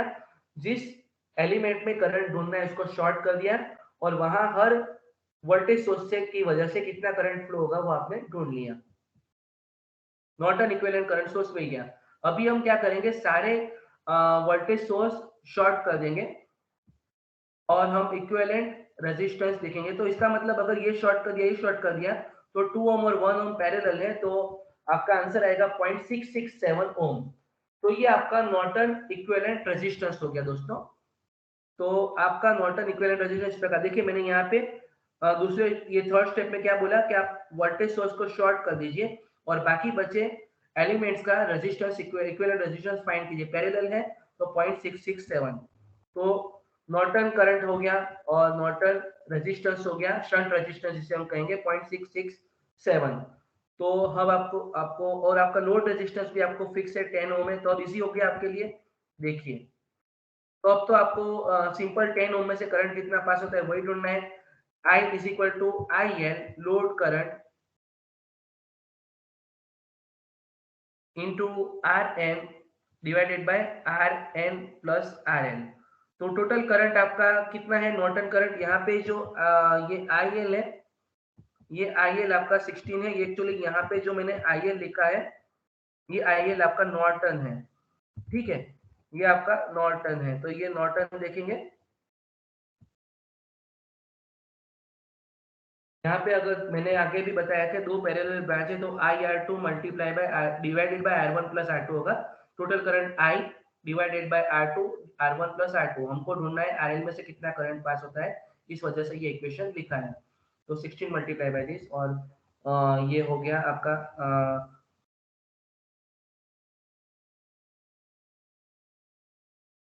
सिंप्लीफिकेशन ऐसा हो जाएगा, तो 1 एम्पियर आपको मिलेगा। देखिए आगे अब अगर याद कीजिए, सुपर पोजिशन से भी यही आंसर आया था, नॉर्टन से भी यही आंसर आया। हमारे थियरम भी साथ में हम लोग देखते जा रहे हैं कि सेम आंसर आ रहा है या नहीं आ रहा है। ओके, आई होप ये क्लियर हो गया। नॉर्टन थियरम आपको स्टेप वाइज कैसे करना है। सबसे पहले आरएल को शॉर्ट कर दीजिए, फिर उसमें से शॉर्ट सर्किट करंट ढूंढिए, उसको नॉर्टन करंट कह दीजिए। फिर नेटवर्क में से सारे वोल्टेज सोर्स को शॉर्ट कर दीजिए और इक्विवेलेंट रेजिस्टेंस ढूंढिए, उसको शंट रेजिस्टेंस या नॉर्टन रेजिस्टेंस के दीजिए, और फिर उसको सिंप्लीफिकेशन इस फॉर्म में रखिए, और जिस एलिमेंट में से आपको करंट ढूंढना है उसके लिए आप इक्वेशन लगा के ढूंढ लीजिए। तो ये 7 मार्क्स का क्वेश्चन है दोस्तों। क्वेश्चन 4 है क्लासिफायर कैपेसिटर। अभी क्लासिफायर है दोस्तों, तो हमने बहुत सारे प्रकार के कैपेसिटर देखे हैं, उसको क्लासिफिकेशन करते भी अलग तरह से। तो देख लेते हैं यहाँ एक बार। Capacitor are classified based on various parameter based sign polarity, structure के हिसाब से, डायरेक्शन के हिसाब से। तो पोलराइज और नॉन पोलराइज कैपेसिटर, यहाँ पे पोलराइज किसे कहेंगे? देखिए 3 मार्क में बहुत ज्यादा लिखने की जरूरत नहीं है। पोलराइज, नॉन पोलराइज कैसे कहते हैं? जिसको आप किसी भी डायरेक्शन में लगा दो, वहां पे प्लस माइनस डिफाइन नहीं होते, उसको नॉन पोलराइज कहते हैं। कौन कौन से? एल्यूमिनियम, इलेक्ट्रोलाइट, टेंटेनियम, ये सारे हैं, टेंटेलम, ये सारे हैं नॉन पोलराइज है। पोलराइज कैपेसिटर है, वो देखते हैं हम लोग कि जहाँ पे प्लस और माइनस पॉजिटिव नेगेटिव आपके डिफाइन होते हैं। इन जनरल एक ऐसा थंब रूल है, हमने ऐसा देखा है कि जो लंबा टर्मिनल है वो प्लस है और छोटा टर्मिनल है वो माइनस है। अगर आप कट कर दो तो पता नहीं चलेगा, लेकिन आइडियली ऐसा होता है, आप ये कई बार चेक करना। जहाँ पे प्लस माइनस असाइन पोलैरिटी होती है उसको पोलराइज कहते हैं। क्लासिफाइड कैपेसिटर आपको इतना सारा लिखने की जरूरत नहीं है, सिर्फ उसके टाइप्स लिखने हैं। नॉन पोलराइज, पोलराइज कैपेसिटर हो गया, और यहाँ पे ये कहाँ यूज होते हैं वो हमने लिखा है, वो आपके अंडरस्टैंडिंग के लिए। और थर्ड है कॉन्फ़िगरेशन स्ट्रक्चर के हिसाब से पैरेलल प्लेट कैपेसिटर होता है, वो हमको पता है मोस्ट रूटीन है, ठीक है। सिलिंड्रिक कैपेसिटर होता है, सिलिंड्रिक कैपेसिटर जो हम लोग रूटीन में यूज करते हैं, ठीक है, विथ एयर और other material as a dielectric होता है, ठीक है। स्फेरिकल कैपेसिटर भी होता है, स्फेरिकल कैपेसिटर्स में टू कंसंट्रेटिक स्फीयर्स होते हैं, दो एक स्फीयर्स के अंदर दूसरा स्फीयर्स होता है और दोनों के सेंटर सेम होता है, डायमीटर अलग रहेंगे, तो इस प्रकार उसका डायग्राम रहेगा। और वेरिएबल कैपेसिटर, ये इसको parallel plate capacitor, multiple plate capacitor भी बोलते हैं। तो ये आप जैसे ही ऊपर से यहाँ से नॉब चेंज करोगे, जैसे ही ओवरलैपिंग एरिया चेंज होगा आपका कैपेसिटेंस चेंज होगा, तो इसको वेरिएबल कैपेसिटेंस कहेंगे। तो दोस्तों कौन कौन से आए, polarize, non polarize, spherical, cylindrical और वेरिएबल कैपेसिटर, या उसको parallel multiple parallel plate capacitor ऐसा भी बोल सकते हैं। तो ये आपके टाइप है, क्लासीफाई ही करने हैं आपको, डिटेल में 3 मार्क्स में एक्सप्लेन इतना सब करने की जरूरत नहीं है। डाइलेक्ट्रिक मीडियम के हिसाब से भी आप लिख सकते हो air capacitor, mica capacitor, paper capacitor, based on dielectric material, structure के हिसाब से, पोलैरिटी के हिसाब से और डाइलेक्ट्रिक मटेरियल के हिसाब से। स्ट्रक्चर के हिसाब से आपके शेप बोलोगे, सिलिंड्रिकल है, स्फेरिकल है, ठीक है, वो शेप आपके नॉर्मल आ गया, पोलराइज आ गया, नॉन पोलराइज आ गया। और डाइलेक्ट्रिक मटेरियल के हिसाब से एयर कैपेसिटर, माइका कैपेसिटर और पेपर कैपेसिटर और सिरामिक। ये जैसे भी डाइलेक्ट्रिक मटेरियल चेंज होगा इसका टाइप चेंज हो जाएगा। इलेक्ट्रोलाइटिक जो डिफरेंट मटेरियल है वो हम लोग इलेक्ट्रोलाइटिक में यूज करते हैं। तो ये आपका पैरेलल प्लेट कैपेसिटर हो गया। 4 मार्क्स में explain star delta, delta star transformation. 4 marks में दोस्तों थोड़ा लंबा क्वेश्चन है, ये एक्चुअली 7 मार्क्स में होना चाहिए। तो देखते हैं दोस्तों, यहाँ पे डेल्टा है और ये स्टार है, तो कन्वर्जन आपको करना है। डेल्टा स्टार का मतलब है डेल्टा में से स्टार में कन्वर्ट करो, तो इक्वेशन आएगा R1 is equal to dash.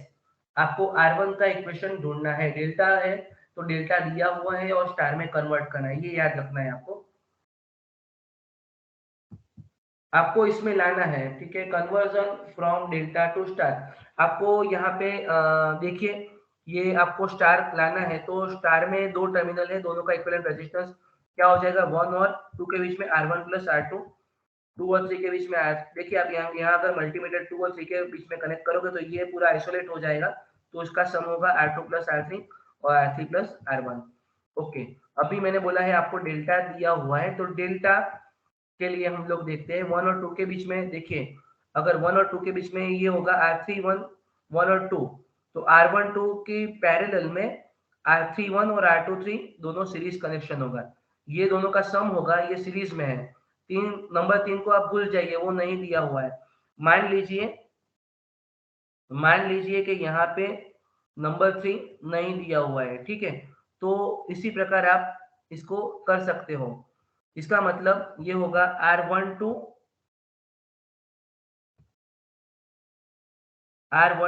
होगा,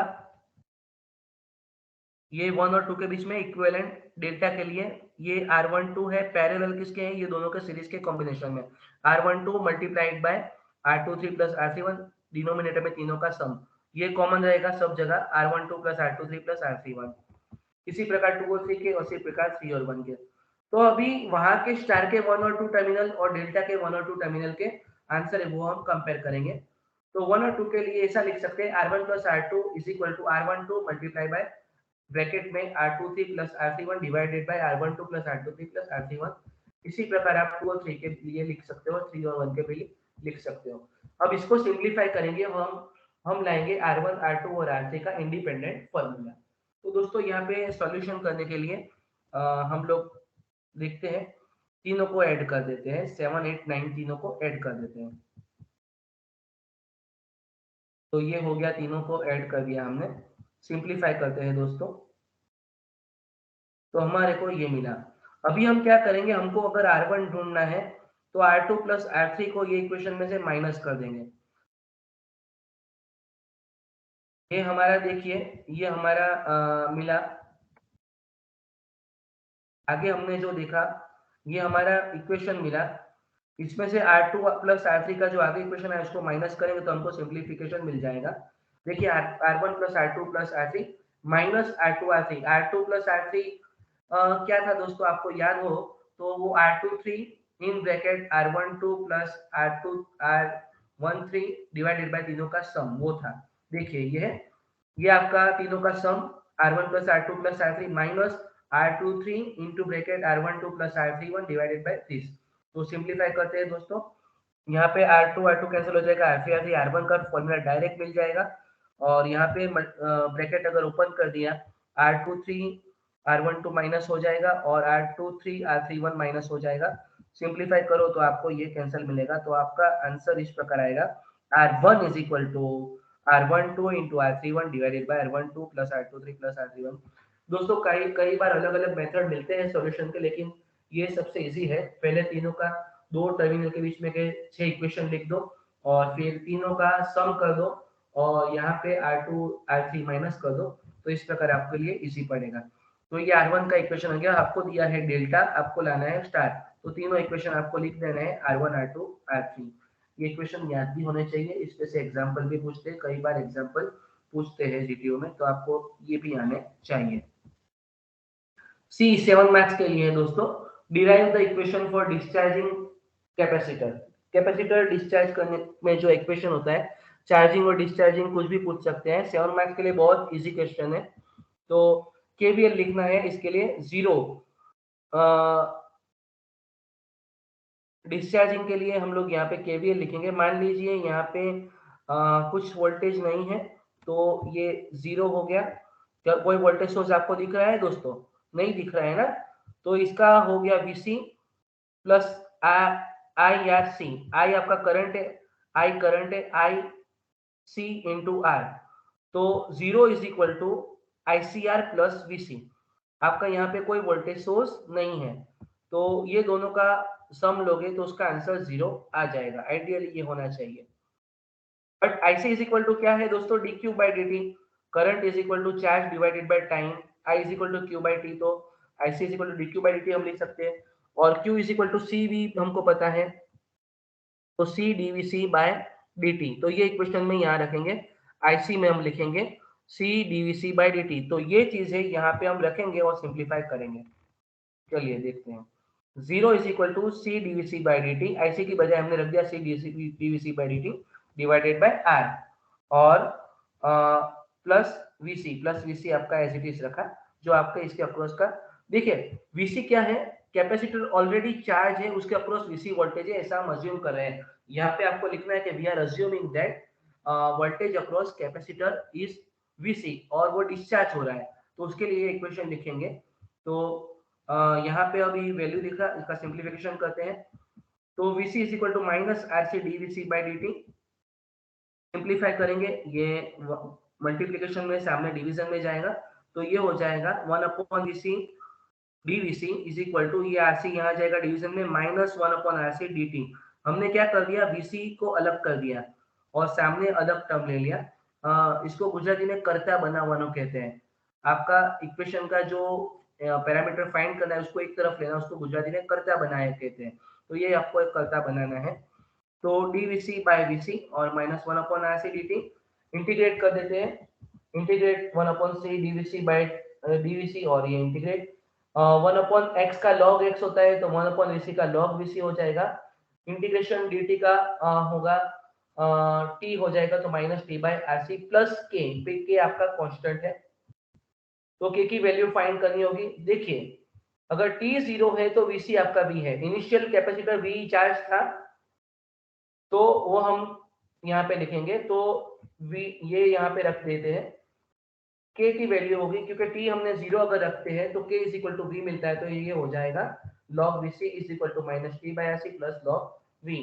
log V को एक तरफ लेंगे तो log VC minus log V is equal to minus T by are C. तो log V C divided by V रखेंगे, तो ये आपको इसको ई के फॉर्म में लिखना है। तो V C by V is equal to e raise to minus T by are C, ये आपको आना चाहिए, ये सिंपल मैथमेटिक्स है। तो V C is equal to V into e raise to minus T by are C. ये दोस्तों आपका डिस्चार्जिंग का फॉर्मूला है। आपको यहाँ पे करंट का फॉर्मूला लाना नहीं है, क्योंकि आपको पूछा नहीं गया है। जितना पूछा गया है इतना ही करना है आपको। डिस्चार्जिंग के लिए इक्वेशन लेना है, तो ये equation will be enough. Current यहाँ पे लिखने की जरूरत नहीं है, 7 मार्क्स है। इसका मतलब ये नहीं कि 7 मार्क्स में आपको जितना आता है इतना सब लिख दो, जितना पूछा गया है इतना ही लिखना है। तो ये इसका डिस्चार्जिंग का डायग्राम है, ठीक है। आपको पता होगा डिस्चार्जिंग टाइम, अगर अगर पूछते हैं आपको टाइम कांस्टेंट, तो आपको ये लिखना है। टाइम कांस्टेंट आरसी क्या डिफाइन करते हैं? It is defined as time required to reach capacitor voltage up to 36.8% of rated value. Discharging में हमको पता है कि जो वैल्यू है कैपेसिटर उसका अगर 36.8% तक पहुंच गया तो वो कैपेसिटर को डिस्चार्ज माना जाएगा। तो ये आपका डिस्चार्जिंग हो गया, ठीक है। Vc is equal to V raise to minus t by, ये आरसी है, इसको हम लेमडा डिफाइन अगर करते हैं थियोरी में, तो यहाँ पे आपको इस प्रकार लिखना है। तो क्वेश्चन 4 खत्म हो गया दोस्तों। अभी इसका ऑप्शन देखते हैं। देखिए आप देखोगे कि वहां पे जो क्वेश्चन पूछते हैं उसके सिमिलर ही यहाँ पे पूछेंगे। देखिए अभी यहाँ पे रिसाइकलिंग और डिस्पोजल ऑफ बैटरी है, तो बैटरी भी और कैपेसिटर भी, डिस्पोजल एक इम्पोर्टेंट पैरामीटर है हमारे लिए, अभी बहुत बड़ा इश्यूज है। तो ये छोटा सा 3 मार्क के लिए जस्टिफाइड है। In our country very few respected companies are observed in recycling business. Recycling के लिए काम बहुत कम होता है। Individual and small informal enterprises are in business of battery recycling। जो बहुत कम लोग हैं वो ये बिजनेस में है। प्रोसेस आपको क्या लिखनी है वो हम देखते हैं। Direct disposal of battery is threat to environment. आप बैटरी ले लो और डायरेक्ट एनवायरनमेंट में कचरे के डिब्बे में डाल दो, वो सही नहीं है, उसको प्रॉपर डिस्पोज करना पड़ेगा। आफ्टर रिमूविंग यूजफुल एलिमेंट, वो जो कंपनी में आप दोगे जो बैटरी कलेक्ट करता है वो क्या करेगा, वो पूरा उसको पहले अलग पार्ट में डिवाइड करेगा, उसके कवर निकालेगा, उसमें से अलग अलग एलिमेंट करेगा, जितने अलग अलग कंपोनेंट्स है सारे कंपोनेंट्स अलग करेगा, और रिमेनिंग पार्ट को वो वेस्ट करेगा जो कहीं भी यूज नहीं होती है। जो यूज हो पाएगा उतने सेल वो उसमें से निकाल लेगा। आपको पता है battery is the combination of cell. तो सेल जो वर्किंग होगी वो चेक करके वर्किंग सेल को अलग करेगा, नॉन वर्किंग को अलग करेगा। तो सारे इंपॉर्टेंट यूजफुल जो अगर हो सकते हैं वो सारी चीजें ले लेगा और उसको यूज नए में करेगा, उसको रिसाइकल करेंगे, और जो बाकी कचरा बचा उसको डिस्पोज करेंगे। तो जनरल स्टेप आपको क्या करना है, लीड एसिड बैटरी का सैंपल यहाँ पे रखा है। कलेक्शन, जो एक जगह बैटरी कलेक्ट होता है, क्रशिंग, पूरा क्रश हो जाता है, जो जिससे उसका सारा ज्यादा का स्ट्रक्चर निकल जाए। हैमरिंग, जो हैमरिंग करते हैं उसके कंपोनेंट में सॉर्ट कर देते हैं। क्रश कर दिया, खोल दिया बैटरी को आपने, तो उसके पार्ट सेपरेट कर लो, सॉर्ट कर लो। सीविंग, रिमूविंग अनवांटेड आइटम, उसका अनवांटेड आइटम है उसको जो नहीं चाहिए, जो यूजफुल नहीं, उसको रिमूव कर दो। एक्सट्रैक्शन, लीड मेटल, लीड और मेटल को एक्सट्रैक्ट कर दो।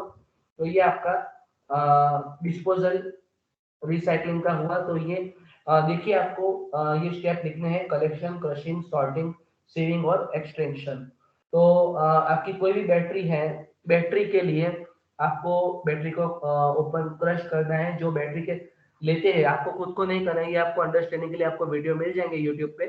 तो उसमें से बैटरी में से वर्किंग सेल आइडेंटिफाई करते हैं, और जो नहीं है उसको खोलते हैं, उसमें से इंपॉर्टेंट जो यूजफुल है जो केमिकल होता है वो थोड़ा निकाल लेते हैं, और बाकी का कचरा जो आप वेस्ट में फाइनल ई वेस्ट कहलाता है।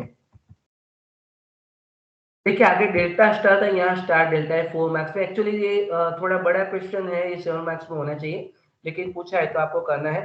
स्टार और डेल्टा का डायग्राम है, तो conversion from star to delta. तो यहाँ पे हमने जो 3 इक्वेशन आगे डिराइव किए हैं वो लिख दिए हैं, R1, R2, R3। और हम लोग क्या करेंगे, हमारे को ढूंढना है R12 का इक्वेशन। व्हाट वी नीड, हमको R12 के लिए इक्वेशन ढूंढना है, R12 के लिए। तो हम उसके लिए क्या करते हैं देखते हैं। इक्वेशन 2 डिवाइडेड बाय इक्वेशन 3, 2 और 3 का डिवीजन करो। देखिए आप यहाँ पे 2 और 3 का डिवीजन करो तो R2 बाय R3, ये तो कॉमन है। और यहाँ पे कॉमन अगर आएगा R23 तो R12 डिवाइड बाय R31, देखिए ठीक है। R2 bye R3 is equal to R12, तो दोनों में कॉमन है, R12 डिवाइडेड बाय R23 बचेगा। R23 ऊपर नीचे है तो वो कैंसिल हो जाएगा, तो इसका मतलब होगा R31 is equal to R12 into R3 by R2। मैं इसमें क्या कर रहा हूँ दोस्तों, R23 और R31 को R12 के फॉर्म में लिख रहा हूँ, दैट्स इट। इसी प्रकार 1 को 2 से डिवाइड करो तो आपको ये मिलेगा, तो ये आपको R23 मिल जाएगा R31 into R23 into divided by R1। यहाँ से क्या किया, R1 बाय R2 कर दिया, तो दोनों में ऊपर नीचे R12 कॉमन है तो R31 R23 बचेगा, R23 को लग दिया। अभी R31 को भी वापिस हम यहाँ पे R2 में लिख देते हैं, ये वैल्यू यहाँ पे लिख देते हैं, तो ये हो गया आपका R12 के फॉर्म में। तो दोस्तों इसका मतलब है मैंने क्या किया, 2 को 3 से डिवाइड किया और 1 को 2 से डिवाइड किया, और R31 को R12 के फॉर्म में लाया और R23 को भी R12 के फॉर्म में लाया, आपको ये याद रखना है, ठीक है। और अब वहां पे मेन जो इक्वेशन है आपका, वहां पे हम लिखेंगे ये देखिए R31 is equal to R12 into R3 R1, ये हमारे पास इक्वेशन आ गए, ठीक है। तो हमारे पास R1 है, R1 में सारी वैल्यू रख देंगे, R12 R31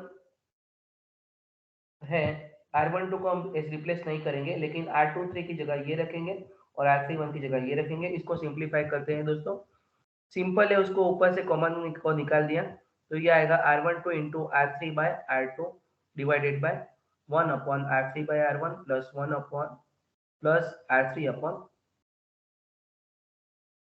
R2, तो ये आपका आ जाएगा। यहाँ पे R1 आपका है R12 into R23 by R3 by R2 plus 1 upon 1 plus ये आपका जो बचा वो सारा यहाँ आ जाएगा।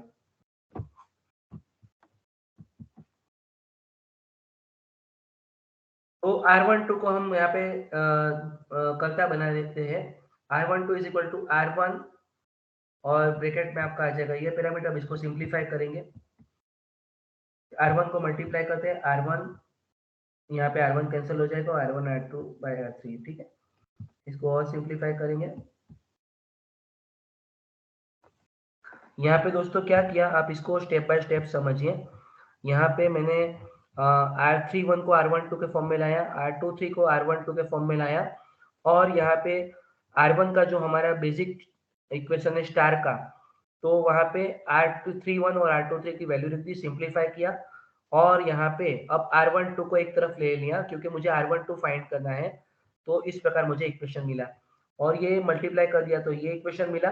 अब इसको सिंप्लीफाई करने के लिए इसको अंदर और मल्टीप्लाई कर देते हैं, तो आइए देखते हैं, तो ये हमको मिलेगा। अभी जो बचा वो हमारा आंसर आएगा, आप देखिए पहला टर्म है R1 into R2 divided bye R3, वो एज इट इज रहेगा। यहाँ पे R3 कॉमन है, कैंसिल हो जाएगा। यहाँ पे R2 कॉमन है, कैंसिल हो जाएगा। R3 कॉमन है, कैंसिल हो जाएगा, तो बचेगा क्या, R1 plus R2 plus R1 into R2 divided bye R3, तो ये आपका आंसर आ गया।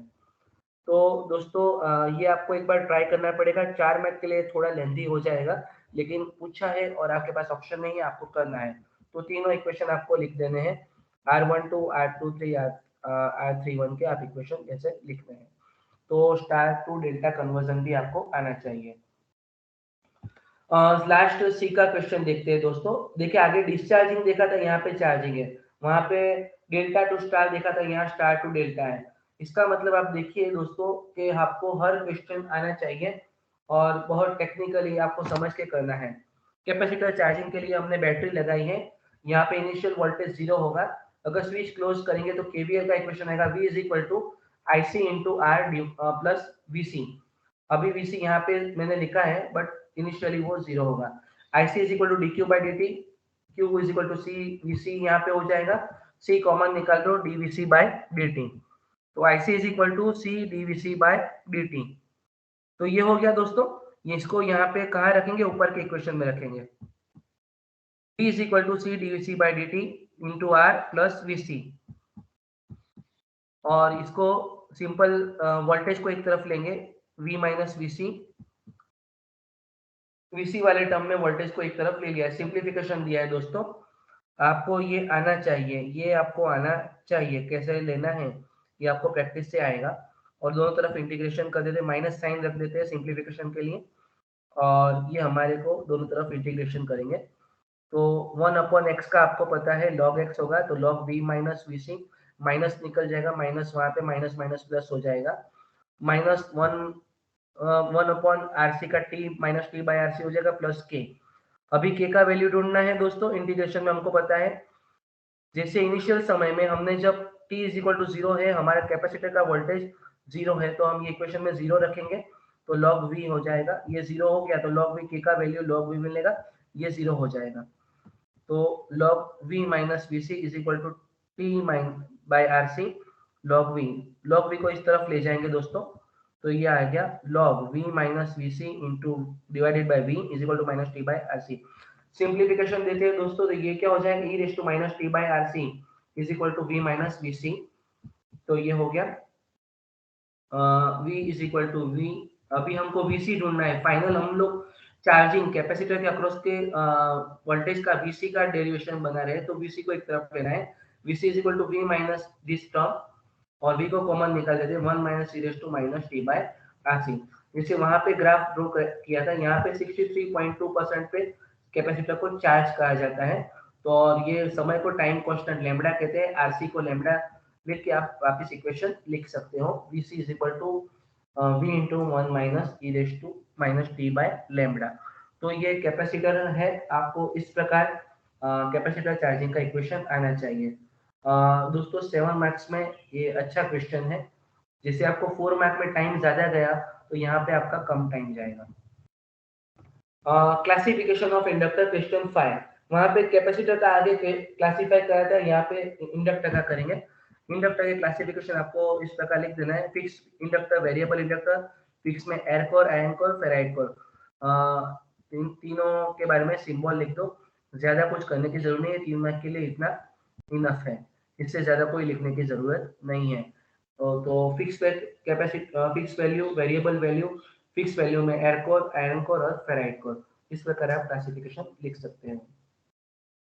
Derive equation of energy stored in magnetic field, कई बार एनर्जी स्टोर्ड इन इंडक्टर भी लिखा होता है, तो इस प्रकार डायग्राम ड्रॉ करो, वोल्टेज सोर्स, रेजिस्टेंस और इंडक्टर, और यहाँ पे V is equal to I R plus L D I by D T, KVL लिख दिया हमने, मल्टीप्लाई विथ आई, तो वी आई माने पावर हो गया, आई स्क्वायर आई माने वोल्टेज ड्रॉप हो गया, और एल आई आपका इंडक्टर के लिए एक कह सकते हो कि एक टर्म है जिसमें से हम फाइनली आउटपुट लाएंगे। तो मल्टीप्लाई हमने क्या किया, यहाँ पे केवीएल लिखा, v is equal to I R plus L D I by D T, voltage के फॉर्म में, ये इसका वोल्टेज क्या होगा, v is equal to L D I by D T, वही हमने लिखा है, दूसरा कुछ नहीं लिखा है, और मल्टीप्लाई विथ आई कर दिया। तो वी आई हमारी energy supplied by the battery in T time, T समय में वी आई हमारी एनर्जी सप्लाई होती है, आई स्क्वायर जो रेजिस्टर में वोल्टेज ड्रॉप होता है वो है, और एल आई को हम कह सकते हैं एनर्जी स्टोर्ड इन इंडक्टर, लेकिन हम ऐसा एल आई डी आई तो नहीं लिख सकते ना, तो उसको हम यहाँ पे प्रॉपर फॉर्मेट पे डिराइव करेंगे। तो एल आई डी आई हमारा टाइम है, ठीक है। तो stored energy in time T when current value is reach from 0 to 1, इसका मतलब इंडक्टर एनर्जी तब टी इज इक्वल टू 0 से टी इज इक्वल टू 1 समय तक, T is equal to T समय तक उसका वैल्यू टी 1 हो जाएगा, ठीक है, 0 से आई उसका करंट हो जाएगा। तो स्टोर्ड एनर्जी जो एल आई डी आई आया हमारा, तो 0 से आई करंट पहुंचेगा, 0 से आई तक करंट पहुंचेगा, तो हमको टोटल स्टोर्ड एनर्जी मिलेगा, एल आई डी आई हमारा स्टोर्ड एनर्जी टर्म है। हमने क्या किया, उसको एक्सट्रैक्ट कर लिया वो टर्म को, आगे 3 टर्म हमको मिले, इसका केवीएल लिख दिया, ये हमारा energy supply by the battery होगा, ये वोल्टेज ड्रॉप हो गया, और ये टर्म, और इंडक्टर में एनर्जी स्टोर कब होगी, जब करंट का वैल्यू 0 से आई तक पहुंचेगा, तो उसको हम इंटीग्रेशन के फॉर्म में यहाँ पे लिख रहे हैं, integration of 0 to I L I D I. तो एल कॉमन आ जाएगा, एल कांस्टेंट है इसलिए, integration x is equal to X square by 2 होता है, तो i का आई स्क्वायर बाई 2, और लिमिट से i बाई 2। दोस्तों अगर आपको मैथ्स में दिक्कत आए तो ये स्टेप आपको याद रखना पड़ेगा, इसका कोई ऑप्शन नहीं है, l multiply by capital I square by 2 minus 0, तो 1 by 2 L I square. 3 mark के लिए अच्छा क्वेश्चन है दोस्तों, आप लिख सकते हैं।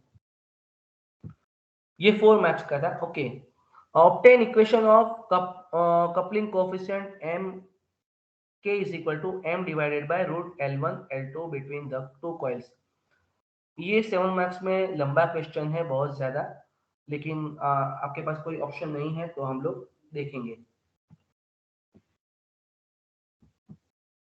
सेल्फ इंडक्टेंस कॉइल का क्या होता है दोस्तों? L1, अगर दो कॉइल है हमारे पास, मान लीजिए L1 और L2, तो L1 is equal to N1 square upon S लिखेंगे, L2 is equal to N2 square upon S लिखेंगे, सेल्फ इंडक्टेंस। तो केस 1 होगा करंट पासिंग थ्रू कॉइल है, और दूसरा केस होगा current passing through coil B, क्योंकि हमको दोनों का mutual coefficient, mutual linking find करना है, तो हम दो केस लेंगे। तो दोनों का सेल्फ इंडक्टेंस लिख लिया, L1 L2 का N1 स्क्वायर बाय S और N2 स्क्वायर बाय S, और हम दोनों केस का लेके उसका सिंप्लीफिकेशन करेंगे। केस पहले केस में कॉइल ए में से करंट पास होगा, दूसरे में से कॉइल बी में से करंट पास होगा। Case 1, flux phi1 is produced due to coil A and current I1। तो अगर मान लीजिए फर्स्ट जो कॉइल है उसमें से करंट पास होता है, तो phi1 is equal to N1 I1 by S होगा। तो ये B से अगर लिंक होता है तो म्यूचुअल इंडक्टेंस का M आएगा N2, क्योंकि N2 हमारी दूसरी कॉइल के टर्न है, N2 K1, क्योंकि K1 पोर्शन लिंक होगा, सारा लिंक नहीं हो जाएगा। ये फाई है, इसका कुछ पोर्शन है वो K1 होगा, तो K1 phi1 बाय I1, तो phi1 की वैल्यू रखते हैं, K1 रख दिया N1 I1 by S। Okay fine, तो यहाँ पे हमको एक इक्वेशन मिला, तो I1 कैंसिल हो जाएगा, तो N1 N2 K1 bye S। तो ये हमको म्यूचुअल इंडक्टेंस का केस 1 के लिए इक्वेशन मिला, इसको रख देते हैं ऐसे ही।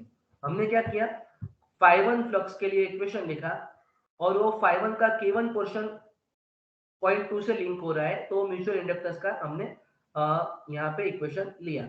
अभी केस 2 देखते हैं, वहां पे phi2 के लिए इक्वेशन लिखेंगे N2 I2 by S, और ये इसका K2 पोर्शन लिंक हो रहा है, तो N is equal to N2 K2 phi2 I2 की वैल्यू यहाँ पे रखेंगे, I2 कैंसिल होगा, N1 N2 K2 by S। तो हमको दोस्तों यहाँ पे दो इक्वेशन मिले हैं, पहला केस जब phi1 फ्लक्स के लिए और दूसरा केस phi2 फ्लक्स के लिए। और यहाँ पे हम क्या करेंगे, 1 मल्टीप्लाई बाय 2 करेंगे, m multiply by m square हो जाएगा, और ये इक्वेशन में सिंपलीफाई करेंगे, n1 square by s n2 square by s k1 k2। दोस्तों n1 स्क्वायर बाय s क्या है, l1, n2 square by s क्या है, l2, k1 k2। तो k1 k2 को हम लोग यहाँ पे पूरा स्क्वायर रूट लेते हैं, यहाँ पे m स्क्वायर है, तो root L1 L2 multiply by root K1 K2। K1 K2 को हम लोग coefficient of coupling root K1 K2 को पूरा को डिफाइन करेंगे, तो आपका आंसर आएगा यहाँ पे m is equal to root L1 L2 multiply by K। तो K का value, coefficient of coupling K का वैल्यू आएगा m upon root L1 L2। दोस्तों ये आया आपका K का वैल्यू आया, ठीक है।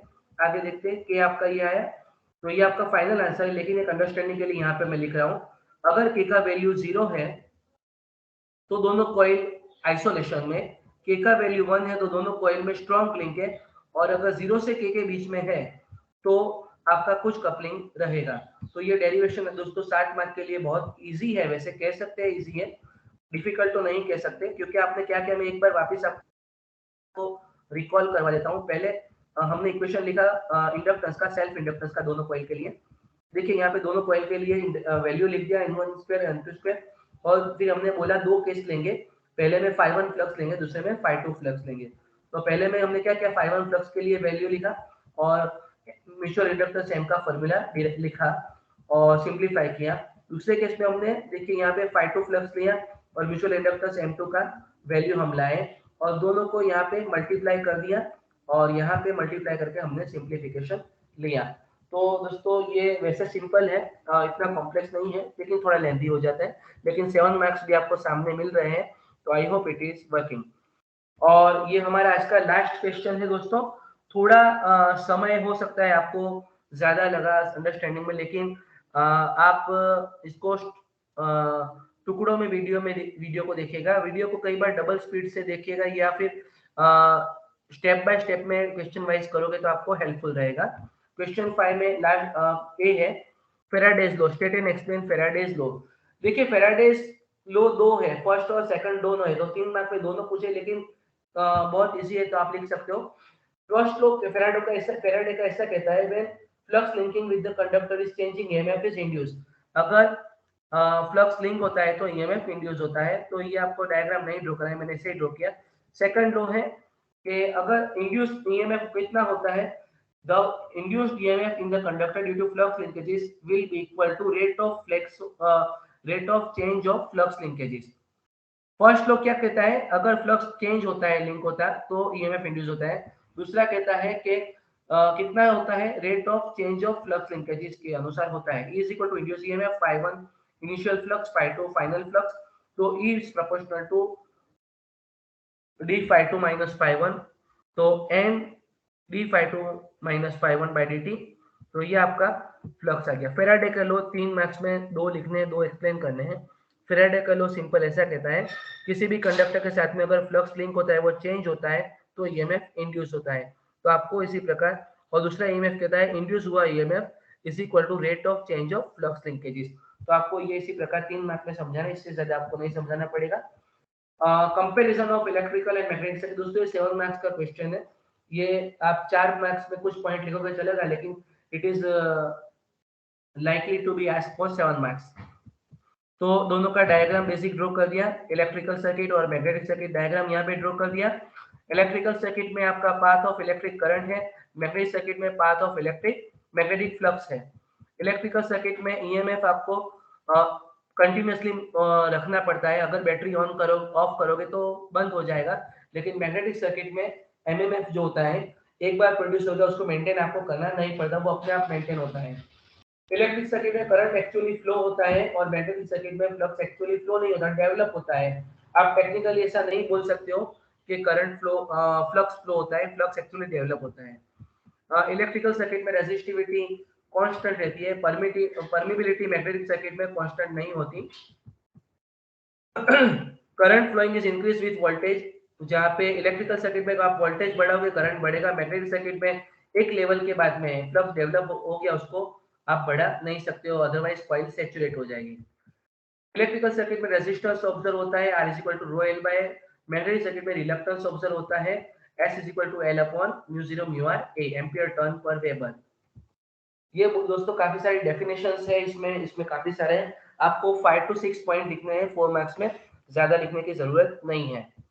Conductance is equal to 1 upon resistance, permeance is equal to 1 upon reluctance, conductivity is equal to 1 upon resistivity, permeability is equal to 1 upon reluctivity, current is equal to emf upon resistance, flux is equal to mmf upon reluctance, current density is equal to delta is equal to I by A और B is equal to phi by A, और field intensity is equal to V by L और magnetic field intensity S is equal to Ni by L।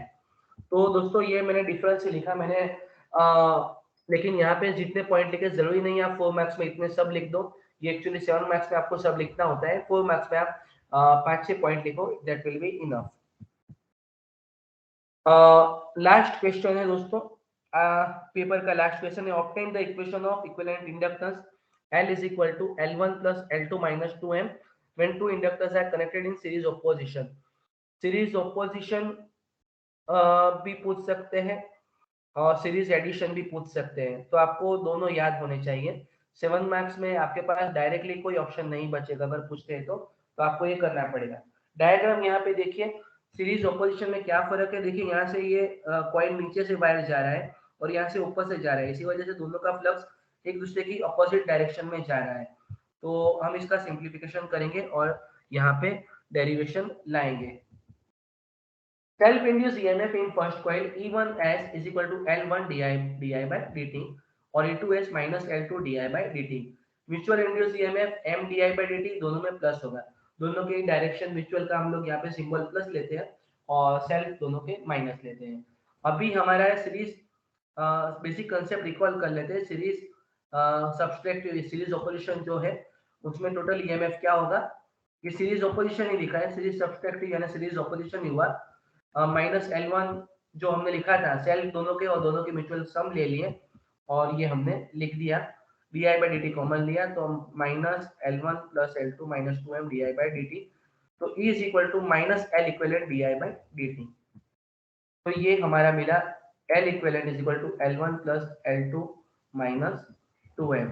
दोस्तों simple दोनों के self ले लो, दोनों के mutual ले लो इंडक्टर्स, और सम कर दो और सिंप्लीफाई करो। इससे बेहतर और इजी कुछ भी नहीं हो सकता। सीरीज ऑपरेशन है, इस वजह से यहाँ पे म्यूचुअल में दोनों में प्लस आ गया है, अदरवाइज माइनस होता तो अलग होता है।